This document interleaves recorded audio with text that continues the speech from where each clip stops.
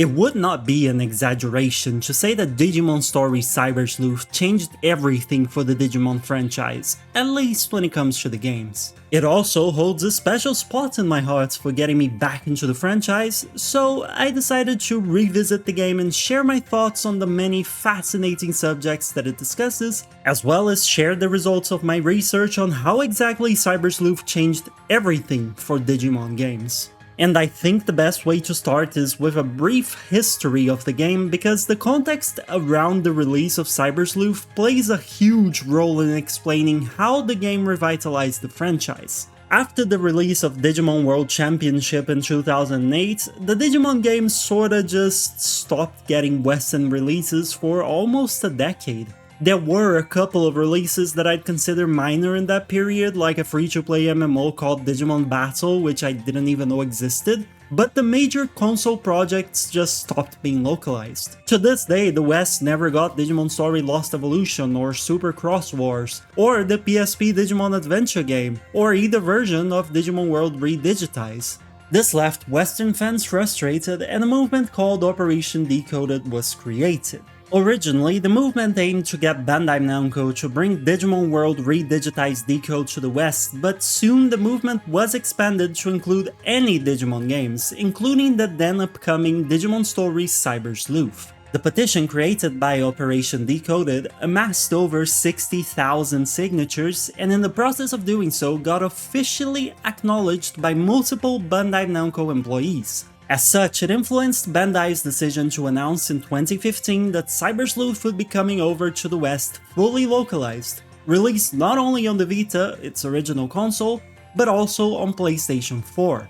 And I'm not speculating, mind you, this was confirmed by producer Kazumasa Habu in an interview for Siliconera. He said, and I quote, "When Cyber Sleuth was under development, overseas distributors were not as open to the localization of Digimon. They said the target demographics skewed towards children and the Digimon anime just wasn't popular. Despite such doubts, Cyber Sleuth was finally localized. It had been a while since the last Digimon game, thanks to a petition that thousands of fans supported. The way I see it, since they stopped bringing most of their games to the West, a lot hinged on Cyber Sleuth being successful here. I can't imagine they would keep bringing new games over if this one flopped after all. But thankfully the game was a hit worldwide, and we've since gotten many more Digimon games. In case you're curious about sales figures, somewhat recently it was announced that both Cyber Sleuth games combined have sold over 2.5 million copies, which puts the duology comfortably at the top of the list of the franchise's highest grossing games. So it's possible Cyber Sleuth's success ensured that we would continue seeing the franchise in the West, and that's just one of the many ways in which the game changed the franchise's course. Another one that I would like to highlight here is that it was responsible for the tonal shift that the franchise's games had after this game came out. In a 2017 Famitsu interview with game producer Kazumasa Habu, which was translated by the Digilab blog, Habu states, and I quote, "Digimon is a franchise that started in 1998 and started celebrating its 20th anniversary this year, and we feel that the fans who were children at the time have now become university students and working adults, and their tastes have changed. Under such circumstances, we had to change the atmosphere and world-building style and the image of the character cast so that we could revive the franchise and reconnect people with what makes Digimon fun in the first place. And so, the last game, Digimon Story Cyber Sleuth, was created so that even the fans who had already moved on from Digimon would be interested." So that's what I mean by tonal shift. The developers felt as though interest in Digimon was waning, and they tried to make a game that catered to a more adult audience, which is how we ended up with a more mature story on some pretty fucked up quests that I'll talk about later. And mind you, Redigitize was already produced thinking very consciously about adult fans, but I guess since it was limited to Japan, the developers really only saw how well the formula worked when a game that used it was successful worldwide. All I know is that Habu stated he only realized that more mature stories can be successful thanks to Cyber Sleuth. As he says, this game's reception is what made them realize there was a future for continuing to make more mature Digimon games, which eventually led to games like Hacker's Memory and Survive. So not only was Digimon Story Cyber Sleuth a turning point for the franchise, but it also revitalized it, in Habu's own words, despite Redigitize having been the one game that started this process. Now, I'm gonna press pause a bit on analyzing how the game changed everything for the franchise, but I'll definitely come back to the topic later. The game introduced many gameplay changes to the Digimon Story games specifically that remain to this day, which also fits into the whole changed everything umbrella, but I want to talk about what the game is first and the theme it explores, before I can actually dive back into how it iterated upon the previous story games. But before I go any further, I need to share a couple of disclaimers. First things first, this video will contain spoilers, so if you haven't played the game and would like to, I recommend coming back to this later. Also, since I played the English version, I'm gonna be saying the names as they are used in the localization. So if you wonder, for example, why I'm saying Crusadermon instead of Lord Knightmon, that's why. I'm just trying to keep consistent to the game, even if the game can't always keep consistent to itself due to mistranslations, as you're gonna see later. I also apologize if I pronounce any names of characters wrong. I try to study, but I sometimes mess up name pronunciation despite my best efforts. I swear, it's my narration Achilles heel. Alright, so before we actually get into the analysis of the game mechanics and themes, I'm gonna go ahead and recap the game's story. It's been like a decade at this point since the game was released, or maybe more depending on when you're watching this video, so you might have forgotten what transpires in the game. I will, while talking, add my own opinion to some bits of the game, but it's mostly going to be a condensed retelling of the game's storyline, and I'll leave the meaty analysis to after the recap. So if you feel as though you don't need to be reminded of the story or you already know the story, please use the chapters in the video to just skip this whole part. The game starts with like the cutest digital chat ever. I'm sorry, I'm just a sucker for when games have any sort of chat system with NPCs, even if it's all a cutscene like in this game. We see that we are a character with the screen name Ayoba joining a password protected room. And no, we never find out what the password is. Damn game not answering the important questions.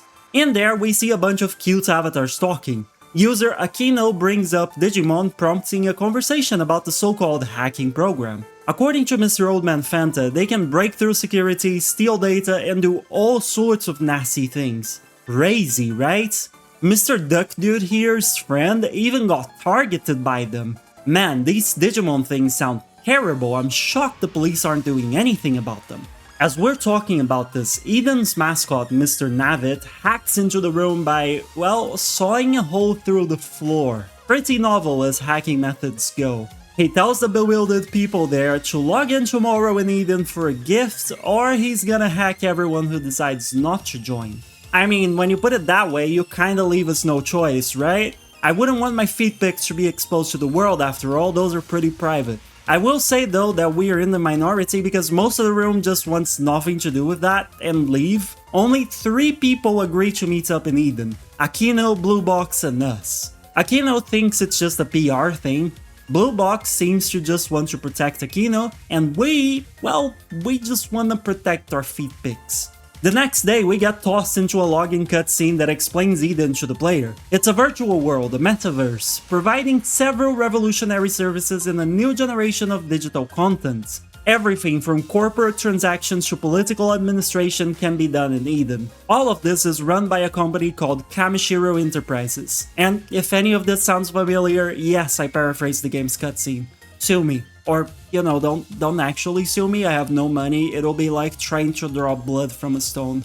Anyway, after getting to Eden and finding the URL of where we need to go, we see a cutscene of us flying right over Arata and landing next to Nokia. Though that's a bit of a spoiler, for now you just know them as Blue Box and Akino respectively. Soon, all 3 of us are together, introduce ourselves, and they are very quick to expose their personalities, which mostly remain consistent throughout the game, thankfully. Or, you know, not thankfully if Nokia annoys you like she does a lot of people. Blue Box is the more brooding, mysterious, but caring type, while Akino is, well, you know those people that just show up and instantly take over the whole room with their chaotic energy? Yeah, that's her. Mr. Navit contacts all 3 of us and gives us his gift, an app called Digimon Capture, which effectively makes us hackers given that Digimon are hacking tools. Nokia freaks out, wanting nothing to do with this hacking business, but finds out that she cannot delete the app. As we're trying to figure this out, a figure takes off running, and things go to shit super quick. Arata takes off after the figure because he wants to confront whoever is handing out the program, while Nokia tries to leave Kowloon, which is the place we're at, only to find out someone blocked the exit with a firewall. We leave her there distraught for now and run after Arata, sensing that he may be in danger. On the way there, we spot a ghostly figure who approaches us and touches us, prompting a cryptic, half-illegible message saying that something has been inscribed. As soon as he does that, he vanishes. Right afterwards, the same boy shows up, except, well, he's no longer a ghost. He starts preaching to us about how we need to figure out how we want to develop as hackers, and that he's gonna help us along that path by, well, wouldn't you know it, giving us a Digimon.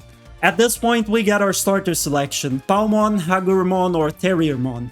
Much as I really don't like Mega Gargomon, I asked my friend to choose and she chose Terriermon, so I had to honor that choice. I'm sorry, I'm just not a huge fan of the line. After the choice, a Kuzarimon arrives and chases all three away, and we chase after them. We then try to throw hands with Kuzarimon, much to the ghastly boy's amusement. He asks if we intend on facing a Digimon unarmed and steps in, which is pretty funny considering that we have proof humans can absolutely fuck Digimon up in a mano a mano.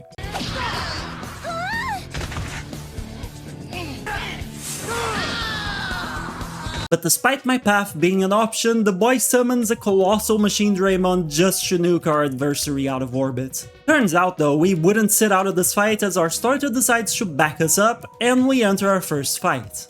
After we win, we get a lead on where Arata went, how to leave Kowloon, and we get the boy's name, Yugo from Team Zaxxon, who then leaves. Before we find Arata though, we decide to go grab Nokia, who, turns out, ventured in a bit and was found by a Gabumon and an Agumon, who are running circles around her, much to her amusement. Apparently, there's something reassuring to them about her, which she chalks up to her pheromones, obviously. Us showing up breaks the group up and the two critters, as Nokia refers to them, run away. We then head to Arata, but not before getting a headache at the same time and seeing flashbacks to 5 faceless kids standing together. As we recover and begin walking again, we see the ghost form of Yugo watching from afar.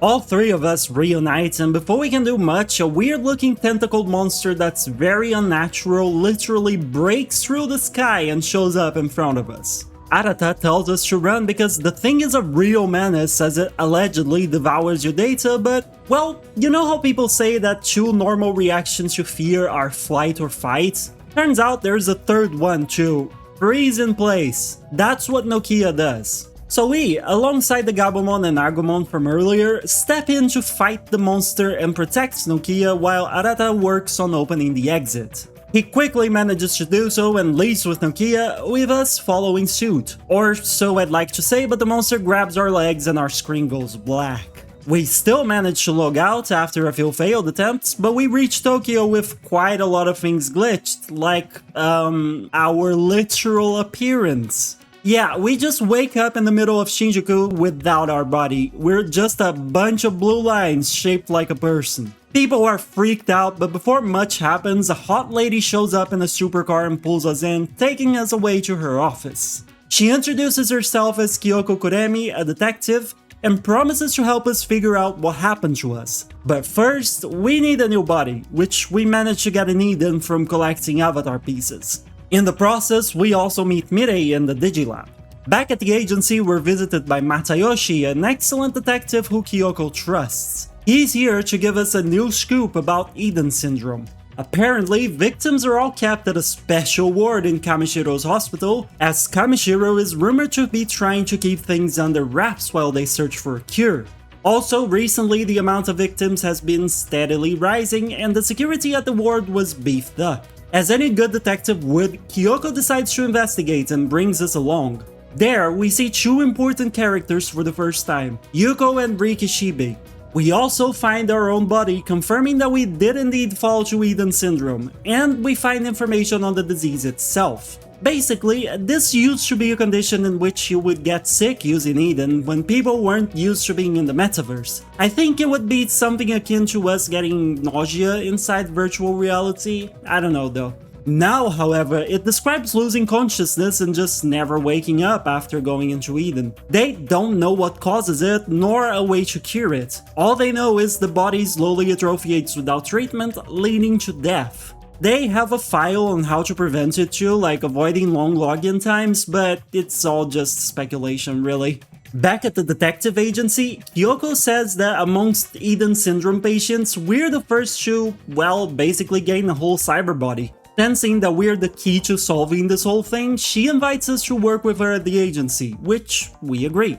After learning a bit about the job, we are visited by Yuko, who introduces herself as Yuko Yamashino and asks for our help finding her father, Makoto. He's been active on Eden, but is not picking up calls. Kyoko looks into it and concludes Makoto may have been the target of account raiding. We head out to investigate, soon recover his account and others from, indeed, an account raider.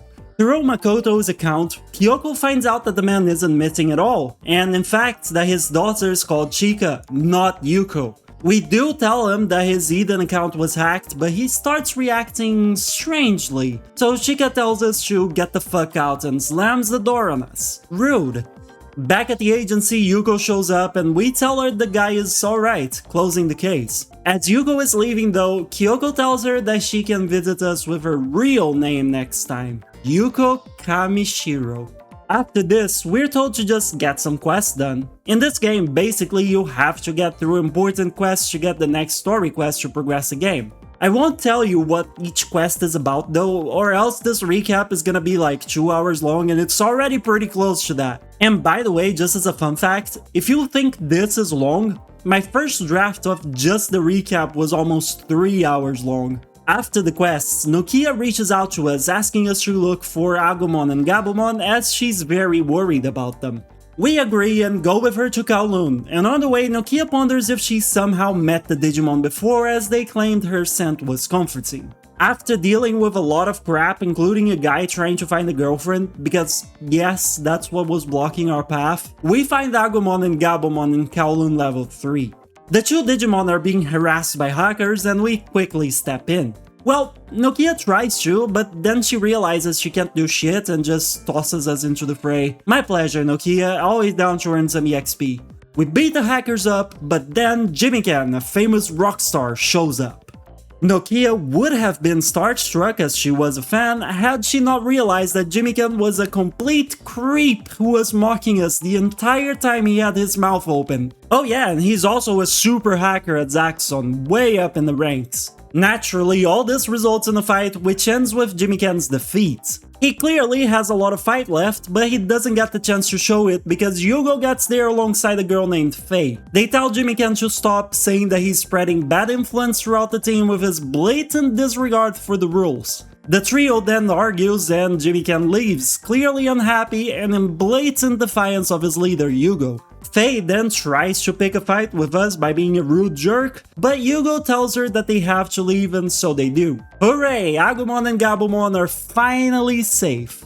Once we bring them back to Kowloon level 1 and chat a bit, some truths come out. Specifically about the true nature of Digimon. Basically, they're not just hacking tools and they're not even human-made. All Digimon are living beings from the digital world. And while the two worlds used to be disconnected, something happened and now they intercede every once in a while, causing Digimon to get lost in our world. Since all digital spaces are man-made in our world, Agumon thinks that's why people believe that Digimon are made by humans. The duo also says that they came to this world willingly but cannot remember why or how. Nokia then naturally resolves to stick by them. At that time we get a call from Kyoko saying that something happened in Shinjuku, so off we go. When we get there, we find that a subway station has gone completely digital. I really don't know how to describe it aside from saying that it looks like a digital building, not a real one, and yet it is real. We run into Arata, who's also perplexed, and we head straight into the digitalized subway station. The underground here is fascinating, honestly. The very real ground gives way in places to digital reconstructions, resulting in a uniquely weird environment, but like, in a good way. It really is a mix of reality and digital. There are a lot of cutscenes here, so to make a long story short, Arata learns that we are Cyber Sleuth, becomes starstruck, but before he can probe us for more information, we have a vision of the 5 faceless children again. Then, the ghost boy shows up and we follow it. But before we can walk too much, Arata notices that we are being followed and tells us to stop, calling out our pursuer, who turns out to be a man named Akemi Suedo, a researcher for Kamishiro. He tells us his theory about what this digital reality mix is. Basically, we're in the whirlpool of a special digital wave, which is a flow of energy that carries digital information. He explains that the real world has transformed into cyberspace within this area and everything became data. He then asks if we've encountered Anita.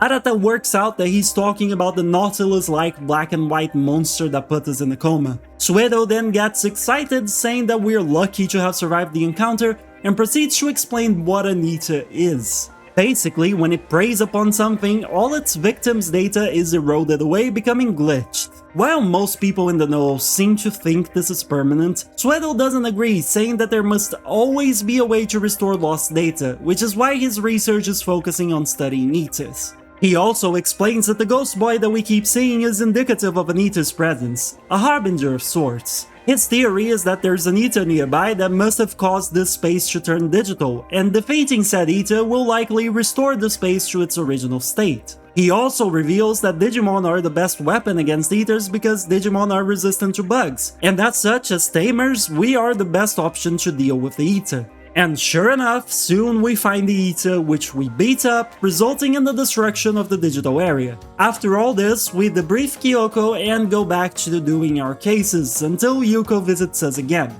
She asks us, presumably what she really wanted to ask us last time, to look into her father's death. Kyoko says that it was ruled a suicide, but Yuko says that he would never do that. She has no proof, however, and only one lead. The Yamashina guy we looked into, who was a researcher at Kamishiro who left the company and vanished around the same time her dad passed. We agree to help, and the first step? Revisit Yamashina.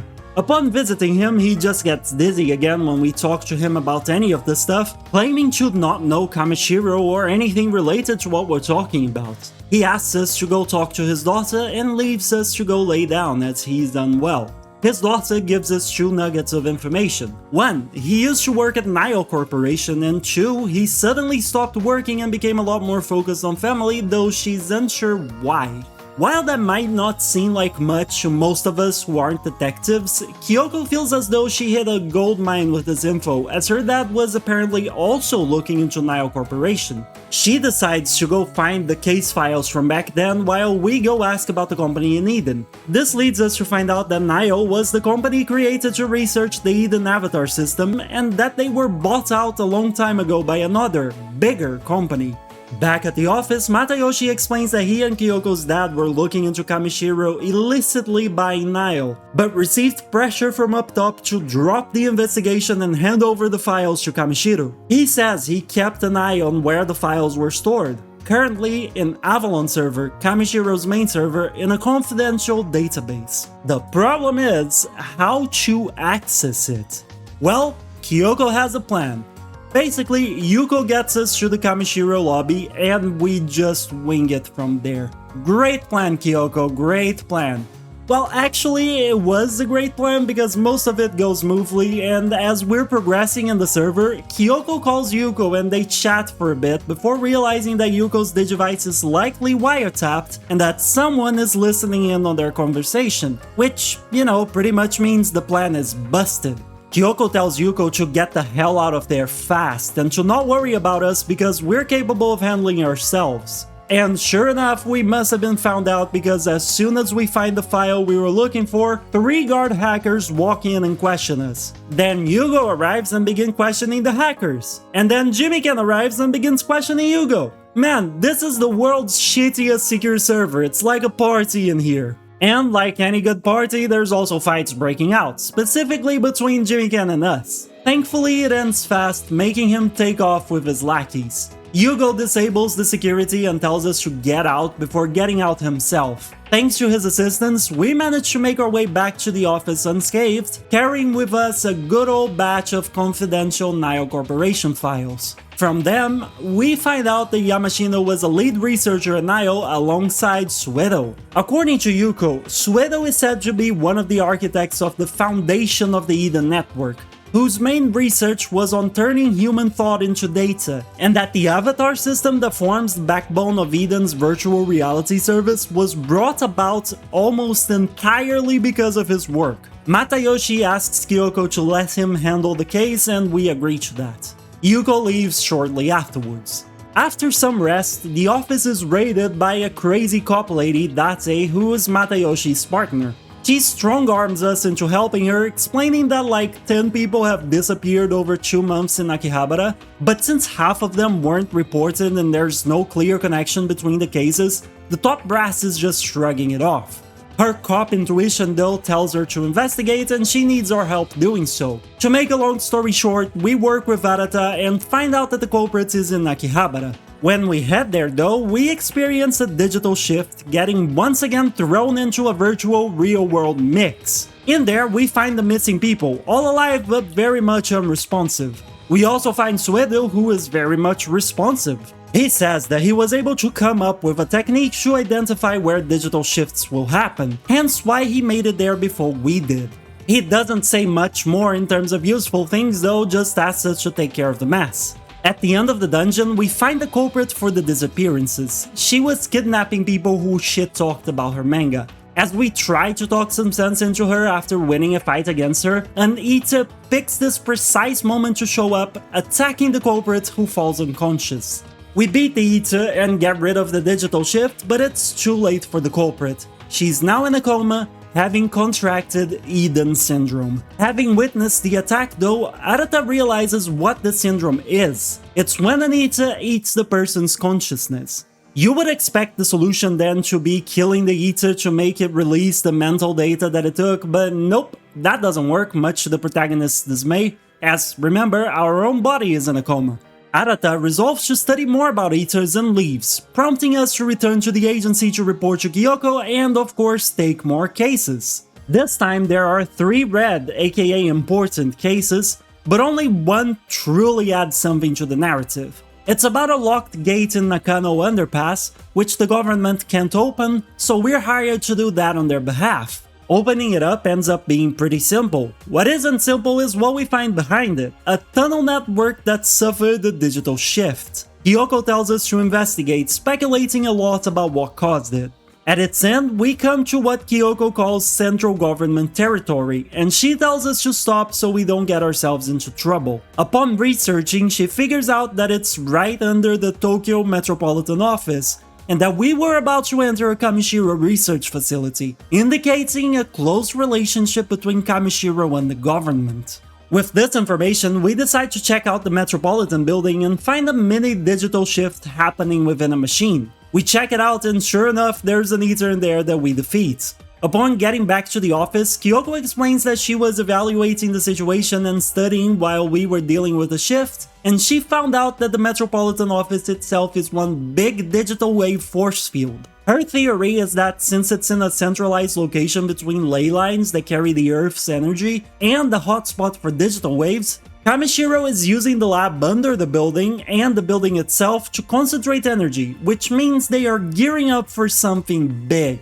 The energy concentration is also likely why digital shifts are happening in small proportions around the building. After we're done with the quests, we get roped into helping Matayoshi on a case for Sakura's mom. I haven't mentioned Sakura so far because she hasn't been relevant to the story, but I guess now I have to talk about her and her not-boyfriend Ryota. They are our classmates and Sakura is obsessed with Jimiken. So obsessed in fact that she runs away from home after her mom tells her she can't listen to Jimiken's recent video all day and night. This is why her mom asks for help. Matayoshi explains that a lot of Jimiken fans have been disappearing after being entranced by the video. Not only that, but Jimiken broke off from Zaxxon and formed the Demons hacking group, who have been committing countless crimes, including hijacking the airwaves to show this video. Kyoko and Matayoshi speculate that Kamishiro may be funding Jimiken, as he wouldn't be able to do this alone. Plus, all this happening while police attention was on Kamishiro and Nio Corporation's files is no coincidence. Still, nothing we can do but handle Jimiken, so we decide to look into the places Sakura normally visits to see if we can find her. We look through Nakano, but the only useful lead we find is from Ryota, who tells us that Sakura was talking about an evil pilgrimage where select fans can meet Jimiken.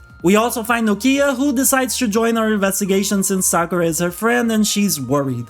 Back at the agency, Kyoko discovers that the transmission Jimiken was airing was full of subliminal messaging designed to attract people to a specific URL. We head there, it's called the Demon's Den, and wouldn't you guess it, all the kidnapped people are here just vibing to Jimiken's show. Do you guys see why video game worlds are much better than our crappy life? In real life, you get kidnapped and held for ransom, or worse. In a game, you get kidnapped in order to attend a famous rock star's show for free. The world's just not fair, dude. Well, that being said, I guess Jimiken's still doing an awful thing, so we step in, and in a hilarious exchange, Nokia destroys his livestream equipment and calls him a washed-up wannabe Kiss copy. Which, he is, let's be fair. He naturally gets pissed off and attacks us, only to get beaten. From the victory, we learn that a little Miss Ri is the one funding him, but before he can tell us anymore, Yugo shows up with Faye and Jimiken leaves. Faye calls Nokia a frumpy little thing and the two bicker before fighting. A fight in which Nokia's two rookies get demolished. Or they would have had Yugo not intervened and told Faye to stop. He then explains that Jimiken seems to just be a pawn to Kamishiro's big shot, Ri Kishibe. Back at the office, we find out that the victims are all fine, though still recovering at the hospital. Nokia then tells us that seeing us in action, she realized that she needs to do something to help save the Digimon that are being used and suffering on the hands of evil hackers, and resolves to use, her talents for good. So yeah, with that resolve she takes off, and then, you guessed it, it's mission time. Nothing big happens in the Brad cases, but plenty happens after them. Basically, the story resumes with an announcement by Rikishibe on live television. She confesses to learning that the Nile acquisition was illegal, that she fired every single person involved and took control as sole CEO to personally guarantee nothing like this would ever happen again. She also announced as her first big act, a new large-scale update to Eden, which would have a preview event. People, including Matayoshi superiors, ate it up. They say that she admitted wrong, took steps to fix it, took accountability, and with the hype behind the update and her being CEO, there's nothing left to do there. Or so Matayoshi's superiors seem to think, as they shut down the investigation into the illegal Nio Corporation acquisition, just as they were about to raid Kamishiro. Matayoshi suspects a leak warned Ri of the incoming raid, and this was her way out. Her brilliant move results in a situation and all our team can do is just sit and wait for her to slip up or for another opportunity to present itself. And as such, that's what we do. While we wait, we meet up with Nokia and Arata. Nokia has finally decided what she wants to do. Form a tamer group called the Rebels to protect Digimon and beat the bad hackers. She asks for our help recruiting members, and we agree. Her first idea? Recruiting Yugo. Yes, you heard that right. She wants to recruit the leader of the biggest hacker group. Let's see how that goes.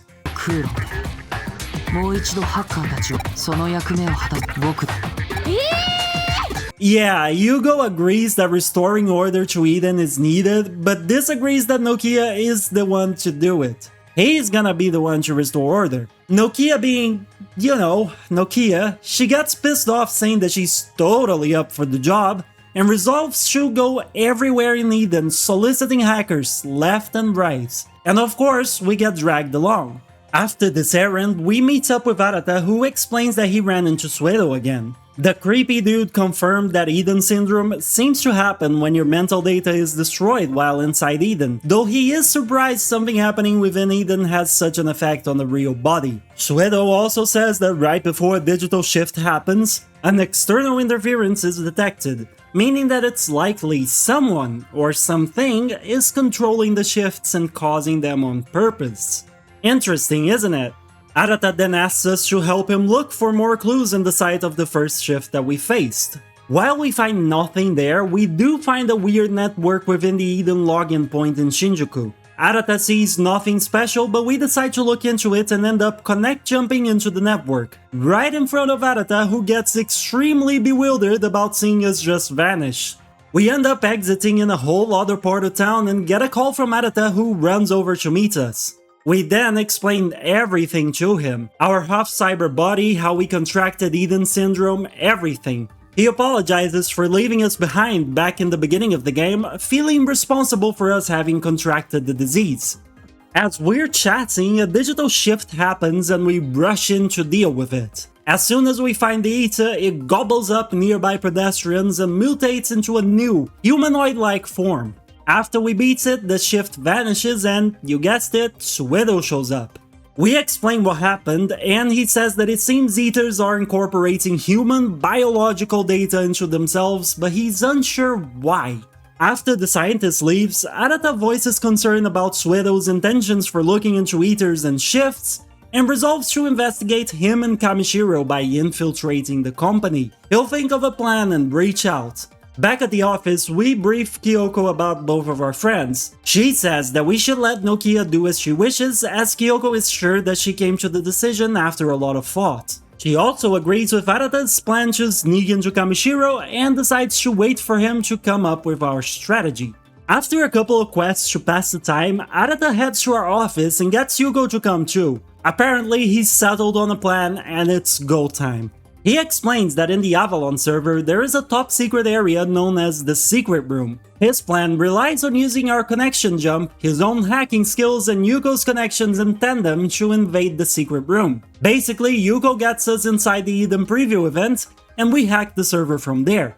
Yuko would also need to get from me a password that changes daily, required to enter the Secret Room. Yuko agrees with the plan on the condition that we also look for files on her father and the Eden syndrome. After that, we head to the Eden preview event with Arata and things mostly go smoothly until we gain access to the secret room, which is, well, Bree's bedroom, apparently, complete with panties and stuff. We find a diary full of confidential data and we take it. At that moment, however, we get an alert about a disturbance in the Eden test and Arata quickly pulls up cameras to see what's happening. The test is under attack by Eaters. Not only that, but Yuko was discovered in Bree's office after she was done stealing the password. Bree basically threatens Yuko by telling her to no longer go into Ree's private things, or else Yuko's brother, who has Eden syndrome, may find himself no longer being cared for. Yuko then storms off saying Ree better keep her filth and the demons hackers out of Eden, as it's her father's work and legacy and she will protect it. When she leaves, Suedo shows up and claims that the tests regarding Ita behavior were successful, and so were the Eden updates, and they are both one step closer to a day neither of them will forget. Back at the office, Kyoko says Kamishiro is blaming the preview event disaster on hackers. Also says that she decrypted the diary and found the Paradise Lost plan, in which Kamishiro controls a bunch of digital waves to enact a large-scale event of some sort. However, its purpose and description are unfortunately not in the diary, but the name of the plan's developer is Suedo. The diary also says that the first Eden syndrome patient was someone from an Eden beta test 8 years ago. Basically, something went wrong and the person just never woke up. Yuko asks if we got anything on her father, which unfortunately we didn't. Everyone leaves and we get to work on more cases. All you need to know from them is that Nokia's, Sagomon and Gabumon evolve into their mega forms. Soon enough we reach chapter 10, the midpoint of the game. It opens with a cutscene of Yugo standing on a stage in front of a lot of Zaxxon hackers. He tells them about Eden's prototype, the birthplace of hackers, and their holy land, Under Zero. A space seen as ideal by the creator of Eden, a much freer space offering a better life. Yugo explains that when Eden was launched, Under Zero was seized and turned into an unmanned server to control information. Now it is nothing more than a fortress, outfitted with the toughest security in the world, deep within Valhalla server. Then comes the proclamation. It is time for hackers to take back Underzero and bring order to Eden. That's what the speech is for, to rally people to raid Valhalla server once and for all. And wouldn't you know, it works. Hackers all over Eden get hyped up. While that speech happens, Ri and Suedo are listening in. Ri says that things are coming along nicely, and Suedo says that he's gonna drop the security level of the Valhalla server a bit to give them an increased sense of accomplishment and help them get to their goal. Apparently, all of this has been planned by them, and they say all they have to do now is sit back and watch the hackers destroy each other. After all this, the screen shows us talking to Arata and Nokia in K-Cafe. Nokia tells us that she and some rebels will storm Underzero too, as they want to reach it before Zaxxon does to really skyrocket to hacker stardom. Arata freaks out, telling her to quit while she's ahead and that newbies like her and her team should not get involved with Underzero. Naturally, Nokia, being who she is, only gets more determined to do it after she hears Arata say that and storms out. I really wish Arata would, learn how to deal with Nokia. Come on, dude. Arata says that we need to go after her because it's too dangerous, especially if it goes like last time, whatever that means. This man is really hiding some skeletons in his closet, isn't he? We travel through Valhalla server, managing to reach the end before Nokia. There, we find Hugo and his team who are all standing around some sort of structure. We interrupt them while they're hacking, prompting Faye to talk about Arata's past as a way to taunt him. She reveals his old team, the Judes, of which he was the leader, had a go at Underzero ages ago and failed before finally disbanding in disgrace. Arata clarifies that they broke through Underzero security quite easily, but after they did, something attacked them, and before they knew what was happening, their accounts were destroyed and they lost access to Eden.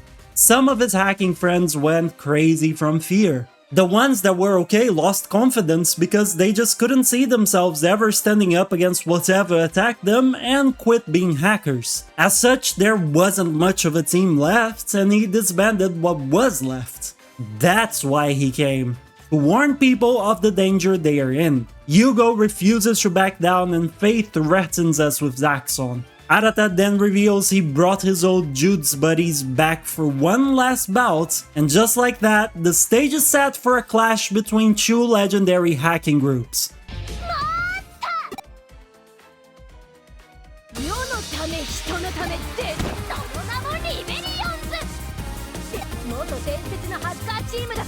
Whoops, did I say 2? I meant 3. Even if one of them isn't quite legendary yet. Yep, just like that, Nokia joins the fray. As for us, we take on Hugo alongside Arata. Then the camera shows Nokia who's fighting Faye.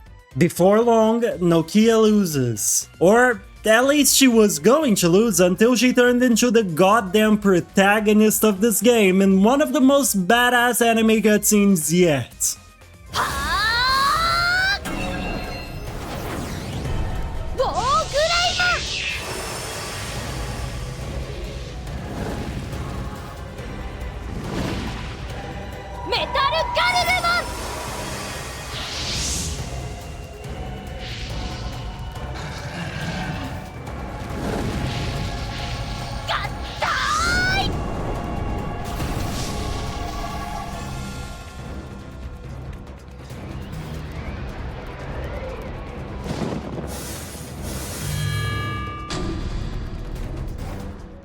That's right, Omnimon is born and Nokia easily wins the fight.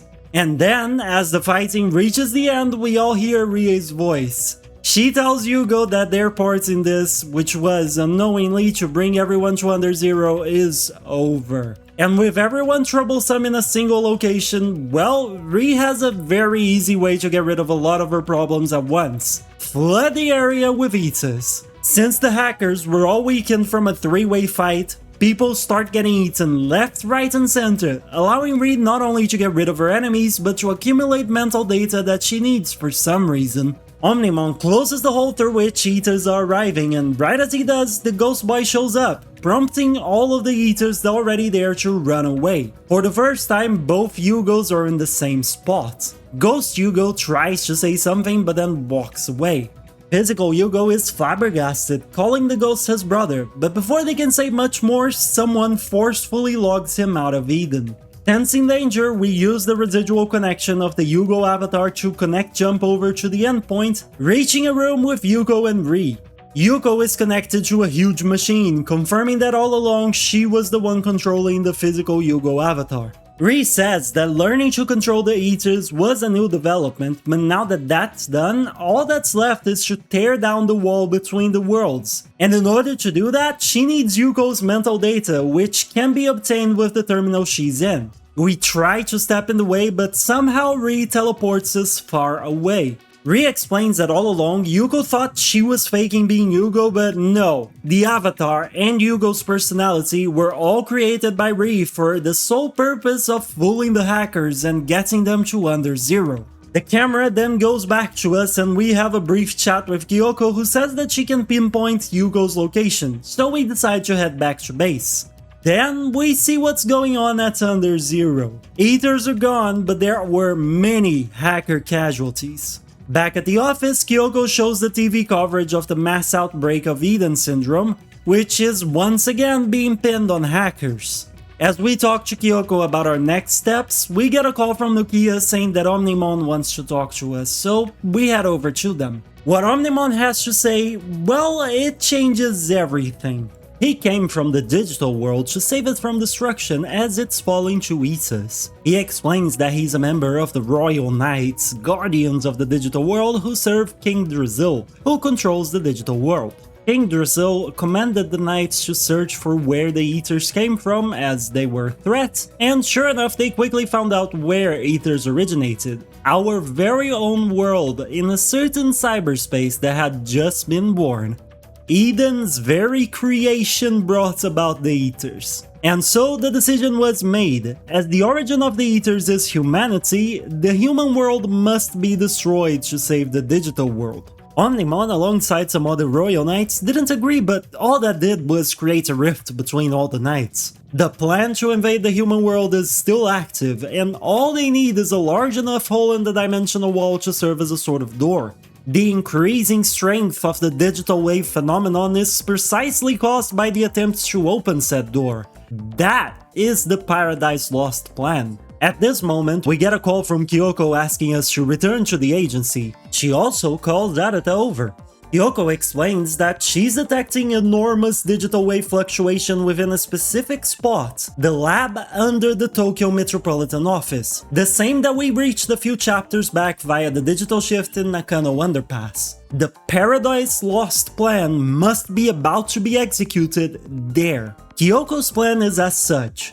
Have Arata hack into the city's power grid, plunging Tokyo into a blackout to stop energy from accumulating in the lab, given that it relies on electrically powered devices. While he does that, we head over to the lab to rescue Yuko, who seems to also be there. All in agreement, we waste no time to enact our master plan to cause Paradise Lost to, well, become lost? Look, I know this was a terrible joke, but I tried, okay? Soon, we reach Nakano Underpass with Nokia. Faye soon finds us too and asks us to let her tag along in saving Yuko. We question her a bit and she claims that she knew all along that Yugo was Yuko, explaining that the avatar she was using is her older brother who caught Eden syndrome 8 years ago. I mean, Faye is powerful, willing to help, acting a lot more humble. Why would we ever reject this help? And so she tags along. We quickly find Yuko, but to no avail. Ri is there and she opens the door between the dimensions before we can do anything. The screen then changes to Arata's location where, in the middle of trying to do the blackout, he gets a visit from none other than Suedo. He says a lot of things that went over my head, to be honest, like how the world was on the brink of evolution, yada yada. Look, the important part for me was that he revealed himself to be the person who developed and distributed Digimon Capture, all for the sake of nurturing hackers for the evolution of mankind. Then he leaves Arata to do his thing. Back to our protagonist, Ri says that the door is finally open before floating into the air and transforming into Crusadermon. Omnimon also physically shows up and introduces his co-worker, I guess you could say. explaining that it's also one of the Royal Knights. Given that both Digimon are physically in the real world now, that means that the door has indeed been opened. Crusadermon tries to convince Omnimon to join their side, but to no avail, resulting in a fight, albeit one that doesn't last long. When we get to like 2/3 of the enemy's HP, it interrupts the fight, saying that it's too early for it to release its true power, especially given that it needs to greet its comrades. Look, I get it, no judgment here, you gotta be a good host. Crusadermon then leaves and we get an anime cutscene of people running as a huge rift opens up in the sky, flooding the world with Digimon. Meanwhile, as we're talking about what to do back in the lab, a blackout happens, meaning Arata has succeeded in his mission. This stops Crusadermon's device from functioning, closing the rift. But it still believes its plan will succeed, albeit with some adjustments. Back at the lab, we go to save Yuko, only for an Eater to appear and get to her first. It integrates with the machine holding her hostage and becomes a new species of Eater called Eater Eve, who we fight. Also, not to glaze the enemy or anything like that, but already doing so, let me just say that this monster's design is fucking awesome. I mean, look at this thing. Unfortunately for Eve though, its design is not enough to keep us from ending its existence, which we decide to do. However, despite it thrashing about and being nearly done for, it won't release Yuko. Faye begs us to do whatever it takes to save her, and realizing Eaters are digital entities, we decide to try a connection jump. Inside Eater Eve, we see Yuko. She's lamenting that nothing she did yielded any results, that she was just being manipulated, played, and that she's pathetic. She just wants to be left alone and suffer. But then, Faye's Tiger Vespamon materializes and says that ever since Yuko gave it to Faye, they've had each other, and Yuko has always had them. In fact, Yuko has always had someone by her side, even now she has us. Yuko realizes Tiger Vespamon is right and that she is not alone in this world. She then says she wants to go back and to please help her escape this Eater. And with that renewed determination, we reach out, grab her hand and bring her out of the Eater, dismantling it in the process. As soon as Yuko opens her eyes, the first thing she does is thank Faye for being her friend, and she replies that she will always be Yuko's friend. This, of course, prompts professional mood killer Nokia to tease Faye, asking if she really wants to just be friends with Yuko, and the two start bickering. But not even the bickering lasts more than a couple of dialogue lines, because while they are going at it, a huge ass rift opens up in the space behind us and sucks us in before closing again, leaving three very bewildered girls wondering what the heck just happened. In the rift, we get a cutscene of the faceless kids again, but this time it lasts more than a second or two. One of them is waving their hands and telling the others to come, and the others do just that. Then the one waving their hands starts to glitch out and we open our eyes to see a jungle-like environment. The first damn thing in this game that's not either urban or blue, and I love it for that. There's tall trees of all types, pink flowers that release shining pollen into the sky, it's gorgeous. Unfortunately though, we're here for a grand total of like 10 seconds, because after a short walk, we reach the Ghost Boy again and are thrown into a black void where we see none other than Yugo, the real deal this time. He introduces himself, saying that he's in a similar situation to ours, except his body is entirely cyber, while ours is half cyber. He thanks us for saving Yuko, claiming that he tried to do so himself, but without us there, she'd have been consumed by the Eater regardless. He also explains that there are fragments of him all over, which is what's manifesting as his ghostly form without his knowledge. Not much else is able to be said though, as soon the outline of a huge Digimon shows up and pulls us out of the void. As we go back to our world, we hear Yugo ask us to tell our friends, Yuko, Nokia, and Arata, that he's okay and to please find him. Then we wake up back in the real world, albeit a very different one. The city now seems completely taken into a digital shift with half-cyber areas all over the place. Nokia, Arata, and Yuko all call us as soon as we wake up. Turns out that we've been gone for well over a week, really. We agree to meet up at the agency, where we find out that Kyoko has vanished and that the digital shift affecting the city keeps expanding. Not only that, but Digimon are roaming free and so are Eaters. Experts are throwing out theory after theory, but we know the truth and we know that they are way off. One especially amusing one is that hackers kidnapped Rikishibe, which is just funny to think about. Yeah, they really are way off here. We also tell them what happened in the week that we've been away and make Yuko determined to find a cure for Eden syndrome to save her brother. And to do that, we need to find Crusadermon, as she bets the Digimon knows more about the disease and the Eaters. This is, however, not the only issue. We also have to find a way to fend off Royal Knights, which are high-level Digimon who are not all in favor of humans existing, and we also have to care for the Digimon that are roaming the streets, as they are probably panicking due to the sudden changes. They were, after all, thrown into a new world without knowing what was happening. At this point, Matayoshi walks into the room. He says Arata is wanted for questioning by the police as a key hacker involved in the city blackout that happened at the same time as the Digimon invasion, plus the subsequent vanishing of Rikishibe. Simply put, the big shots want a scapegoat to ease the public, and Arata is it. He tells Arata to sit tight while he tries to smooth things over with his supervisors, as Kyoko told him the real story. Arata, however, takes problem with this plan, summons his Informon and gets the fuck out.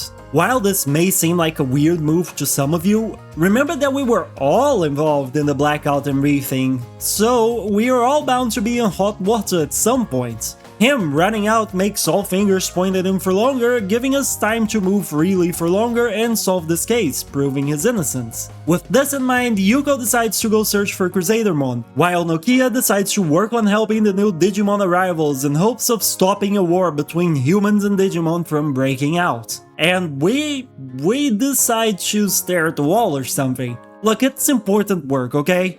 Our time staring at the wall would be short-lived, however, as soon enough Date would come in saying she has a case for us. Or rather, the Lopmon accompanying her has a case for us. He wants us to find our friend Tokomon and we agree. But before we get started, Date drops a bomb on us. Arata now has a warrant out for his arrest and is on the national fugitive list as the key figure behind all that's going on in Tokyo. Matayoshi tried to clear his name, but the superiors were having none of it. Honestly, it seems like dealing with shit bosses really is a universal experience. We find Lopmon's friend, Tokomon, and Nokia collects the duo from the agency in order to bring them to a safe haven that she and Omnimon are building. She then tells us to take care of the agency and not let cases build up, as we have to protect Kyoko's reputation while she's away. And so, as you may have guessed, it's time for more cases. Yay! Thankfully for this recap's runtime, none of the cases have any lasting impact on the story, so I can safely skip all of them for now and just get to the good part, in which Nokia calls us and asks us to go see her, continuing the story. Basically, she tells us that we need a way for Digimon to coexist with humans. Omnimon says that the best way to accomplish this is to find the Royal Knights and get them on our side. The side of, not mutual destruction, because a lot of Digimon follow them. And as such, the more Royal Knights agree that coexisting needs to happen, more Digimon will also do the same. Omnimon senses one Royal Knight very close by, Gallantmon, who seems to be in Akihabara.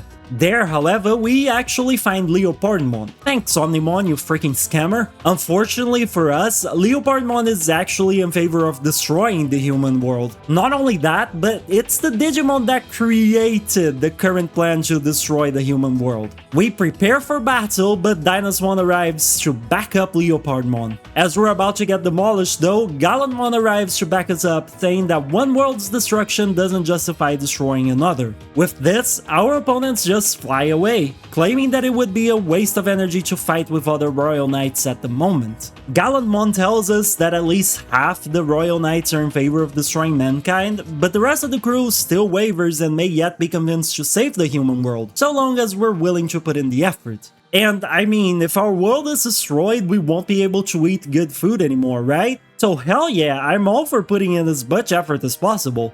We check back at the agency to see if Kyoko has returned, but no dice. As we are there, Chika Yamashino, daughter of that one guy Yuko had us investigate, arrives and asks for help. She explains that her dad started acting weird a few days ago, saying stuff like, "I was betrayed by Kamishiro," how something happened 8 years ago, things like that. The state of confusion got so bad, Chica had to take him to the hospital, and yet she still has no idea what happened to him. Remembering we had been looking into his identity, she decided to come see if we had any idea what was going on, but alas, we do not. However, we are a detective, and as such, we take her case to help figure out what happened to her father. We find Yuko at the hospital, who joins our investigation. Soon enough, we find the guy who begs us to take him to the Roppongi underground lab, the very same place in which Yuko was held hostage. He remembers that he used to research the creation of mental data, the very technological basis for Eden's basic systems, and he claims that Suedo stole his memories from him. He says he's done suffering over things he can't even remember and pleads with us to give his memories back to him using the machine in the center of the laboratory, because somehow he remembers how to do that. Hooray for selective amnesia! The process almost goes wrong as a digital shift happens within the man, but we deal with it and restore his memories. And what he has to reveal is, well, it's a lot. He remembers the beta test from 8 years ago, which was an invite-only closed event with a few hundred participants. There, 5 children participating fell unconscious for no apparent reason. 4 of those regained their consciousness, but the last one became the first Eden syndrome patient, Yugo. Yuko asks who the other 4 children were, but Yamashina says he has no idea. Not due to any memory alterations, but rather because he simply never knew.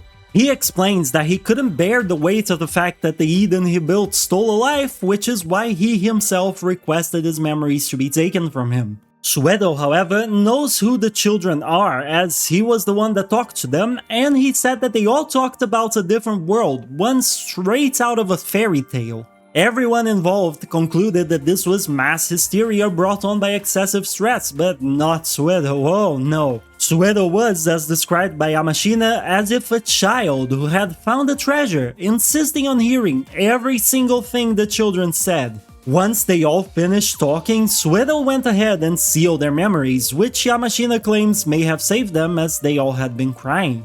He then asks us to please seal his memories once more, as he wants to be there for his family and not go back to being consumed by work and guilt. Naturally, we honor his request. After delivering the man back to his daughter, we say our goodbyes to Yuko, getting a call from Matayoshi shortly afterwards, who simply requests our urgent assistance in Shinjuku. Once we get there, we see him and Date under attack by Anita, who we quickly dispose of. That's not the only issue, however. He says another one entered the digital shift in Shinjuku Underground with our friend Arata in tow. In there, we quickly find our friend, who says he's there because his buddies were being chased by the Eaters and he wanted to save them. Well, I guess I took too long looking for memory ups in the dungeon or something, because when we do eventually reach the end, his friends are all already consumed by the Eaters. Whoops! My bad, dude! The event leaves Arata with a frustration that not even beating the Eaters could quell due to his own self-perceived lack of power. I guess the logic is that if he had more power, he would have been able to save them. He also questions why Eaters exist, which prompts the appearance of our least favorite mad scientist, Suedo. He says that they exist for the same reason we do, to reproduce and evolve, and they eat for the same purpose. He also takes the opportunity to explain that he helped Ri because his goal aligned with hers for some time, but while her goal was to simply open a door in the dimensional wall between both the human and the digital world, his goal is to tear down the wall completely, making both worlds become one. He says that if this happens, the possibilities for us are endless. It would be possible to even modify the real world at will, like overwriting a program. Effectively, this man is talking about the very evolution of human race, one done at unprecedented levels. That is his goal. Suedo also entices our friend, saying that if Arata wants power, all he has to do is follow and work with Suedo. Much to our dismay as his friend, Arata agrees, but as he's about to follow the shady scientist out of the digital shift, a familiar face shows up and asks if this is truly what Arata wants. It's Kyoko! An annoyed Suedo conjures a level 4 firewall to block us away from Arata, as a showcase to the boy on the power he could acquire if he were to follow the scientist. The ability to rewrite the very world. That's enough to fully sell Arata on the idea, and the two leave the area, leaving us to return to the agency with Kyoko. Kyoko explains that she was tracking the Royal Knights and managed to pinpoint some of their locations to 4 different areas of the city and Eden. Odaiba has Examon, but while it has the most destructive power amongst the knights, it's also eroded by Eta corrosion, and currently surrounded by human defense forces. Due to, you know, all that mess, it's not an ideal place for us to go at the moment. The remaining ones are Magnamon in Shibuya, Gankumon in Ueno, and Kentarosmon in Eden. Obviously, there are more Royal Knights, but she thinks they're jamming their signals, so this is all we can work with for now. From here, you have to get to all 3 Royal Knights, but you can pick the order in which you do so. For the sake of this playthrough, I did Magnamon first, Gankumon second, and Kentarosmon last. Magnamon agrees to help us after we show him that we helped his little friends, the Lopmon and Tokomon from earlier, as it shows him not all humans are bad and deserve to die. Gankumon is training Hackmon, who will be a future Royal Knight, and due to that has no interest in who rules what. He just wants his student to grow. After a long questline in which we help Hackmon, it evolves into Jasmon. Gankumon says that we just witnessed the birth of a new Royal Knight and that Jasmon will be perhaps even more of a reliable ally than Gankumon would. Jasmon promises to help us and we both leave together. The last Royal Knight is Kentarosmon, who's just dashing through the air non-stop in the Eden Free area. Or rather, non-stop until it sees us. Dude's just having a blast, spots us, attacks us for the heck of it, then leaves before dealing much damage while insulting us on the way out. We are also unable to deal any damage to it because it's too fast. Just lovely, isn't it? If I ever become a Digimon when I grow up, I wanna be just like this guy. But anyway, Kyoko calls us and says that we won't get anywhere like this and tells us to head back to the agency to see if Omnimon has any ideas on what to do to catch Kentarosmon. Omnimon says we need to match Kentarosmon's speed and that the only one who may be able to do that is U-Force Vidramon. However, neither him or Kyoko can sense U-Force Vidramon anywhere, leading to the speculation that the dimensional wall closed as he was going through it, ending his existence in one fell swoop. Kyoko chimes in, saying that it may be too early to give up on the Digimon. Mirei might be able to bring a U-Force Vidramon from an alternate reality, so, you know, off we go to ask her about it. Mirei says that it's possible to do that, but it would take 2 special items and quite a bit of time. Turns out that we already had the 2 items, we got them from recruiting the previous 2 Royal Knights. All that's left is the time, and we all know how we pass time in this game, right? You guessed it, by doing cases. Or, you know, in the case of this video, by using the power of editing to teleport us to when the story continues. Mirei finishes her preparations and we see a cutscene of her cats turning into Lady Devimon and Underwoman. They fuse together into Mastermon and open an entrance to a parallel dimension where we may find a U-Force Vidramon. We go there and find Rina Shinomiya. She's from Digimon World Redigitized Decode, a game that never left Japan unfortunately. Her partner Vmon used to be U-Force Vidramon. However, he lost his power to Barbamon, so we have to help them get it back. Look, there's not much I can say here. We go, we find the Demon Lord, we get the power back, and Vmon evolves into U-Force Vidramon. I will say, however, that we get to see Rina kick the shit out of Barbamon, which is incredibly amusing. Look at this. ところでどうじゃ。もしもわしの配下になるなら、世界の4分の1を。スキアリー。と。出てや。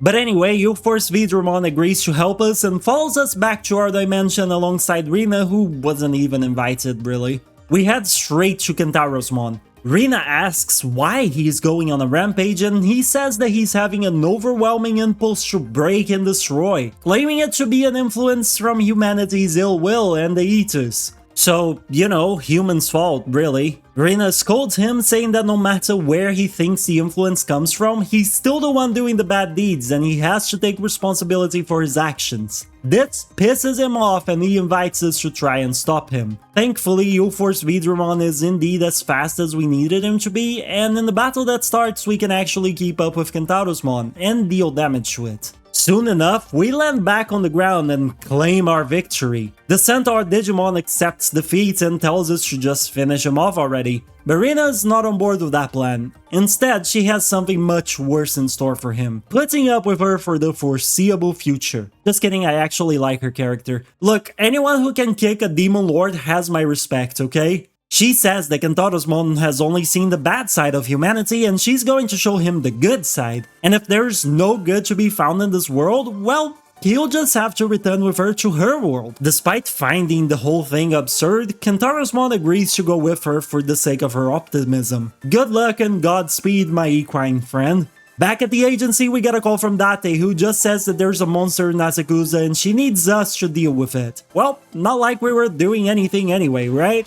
There, we find that the digital shift has returned, so we head in to deal with it. At the end, we find Arata, who says he has business with one of the eaters there and should not interfere. Wanna know what his business was? To eat the eater, believe it or not. Well, metaphorically. He absorbs the poor thing and his arm transforms into one of an eater.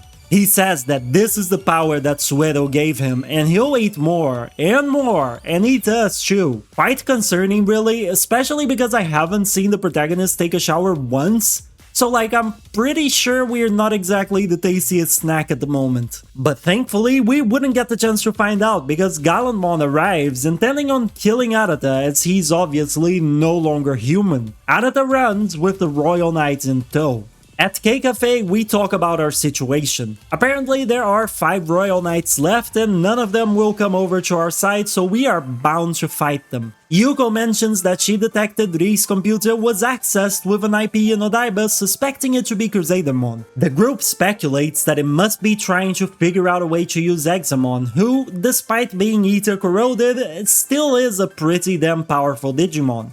As such, we need to get to Examon before the other team can. So yeah, that's our next course of action. We also take the opportunity to tell the group what happened to Arata, which leaves them shocked and saddened, but oh well, not much that can be done. In Odaiba, we find Crusadermon staring down Examon and hurry over to them.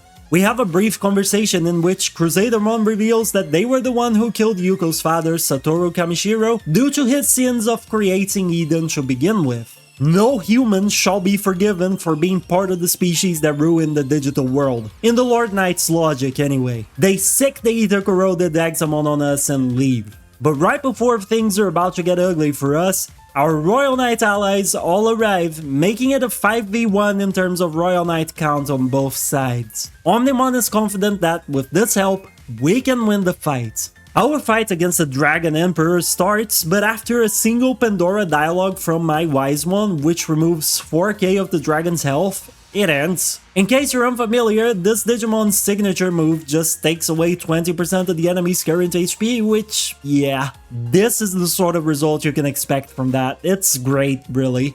It's clear that even with 5 Royal Knights, we're still struggling. But so is Examon, as it soon flees, with Uforce, Vidramon and Jasmon both giving pursuit. To make matters worse, Arata arrives and absorbs a weakened Gallantmon into himself, leaving the scene afterwards. So let's recap what just happened, okay? We let Crusadermon slip away, we were unable to restrain Examon, and an extremely valuable ally was killed in the process. I really can't think of a single positive thing that happened in this whole mission. God damn. I gained some EXP, I guess? That's always nice.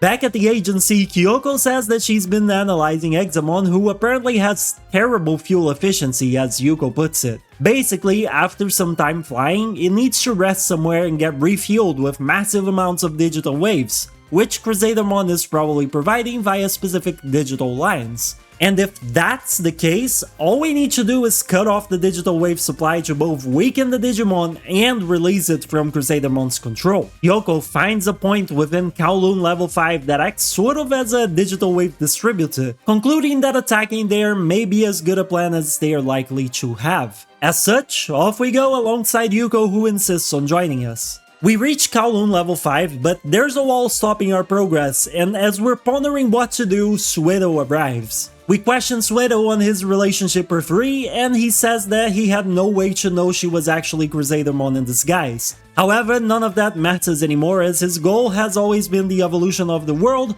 while hers has always been its destruction. Simply put, their goals are very much clashing against one another now, and he wishes to interfere with her plans. This is actually why he visited Kowloon level 5, to stop the device that controls digital waves. Since we share a goal, he proposes that we work together at least until the objective is achieved, given that he's defenseless to stop being killed if Crusadermon arrives. We agree to protect him until the device is shut down and he opens the path into Kowloon level 5. After walking through an extremely annoying map full of traps that I had to trigger, yes, I triggered them on purpose in order to find hidden items, we get to the device that controls the digital waves. However, because life is never easy for us, it's currently being guarded by Craniamon, one of the Royal Knights. After being beaten, Craniamon says that apparently he had some slivers of doubt harbored in his heart and that's why he lost. Before fully disappearing, he says that humans are a weird and yet delightful existence. Honestly, yeah, I agree. It really is a shame that things had to come to this.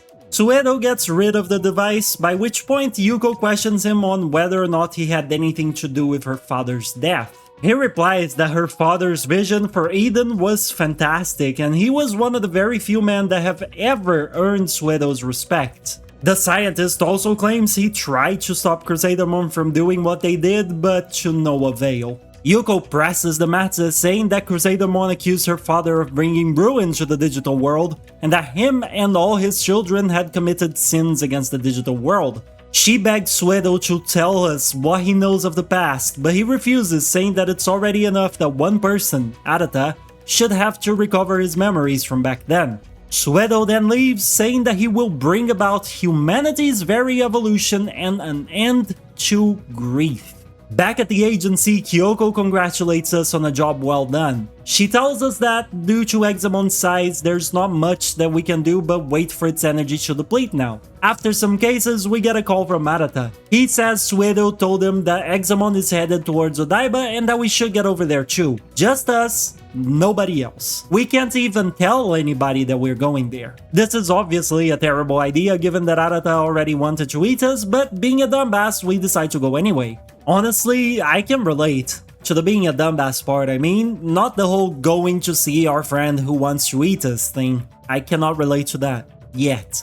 We quickly reach Arata and try and ask him why he wants so much power, and he says that he remembered he has to do something for a long time. To do that, he needs power, as he won't try to run or hide anymore. But does he tell us what that something is? No! No, he doesn't! Goddammit, game, I'm curious! Creepily enough, he also says that he can devour even human beings. I'd say I wonder how he knows that, but I think we all know the answer to that question, unfortunately. The guy really is losing himself. After the brief chat, we start the fight against Examon and manage to beat him without too much trouble. After winning, we try to say something to Arata, but he says he knows what we want to say. That Suedo might be using him. He says he doesn't care because he's still a kid who has not changed a bit since 8 years ago. He's tired of thinking and will just let the adults sort things out while he quietly obeys if it means obtaining the power that he desires. And with that, and knowing that we're disappointed, he leaves.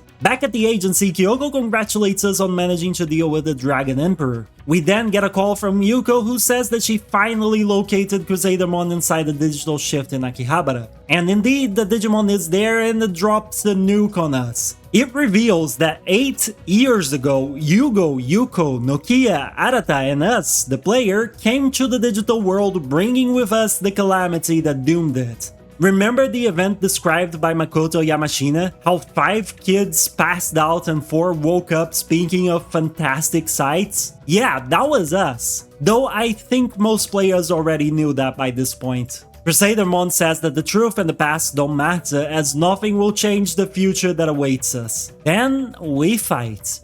As soon as Crusadermon loses, it vanishes, laughing. I don't know about you all, but I feel like I wouldn't laugh if I were to lose a fight, so this is fishy. And sure enough, we soon find that Yuko has also vanished, and we can't even use our Digivice. Ahead of us lay only a dark, twisted, corrupt corridor, one that we have no choice but to brave.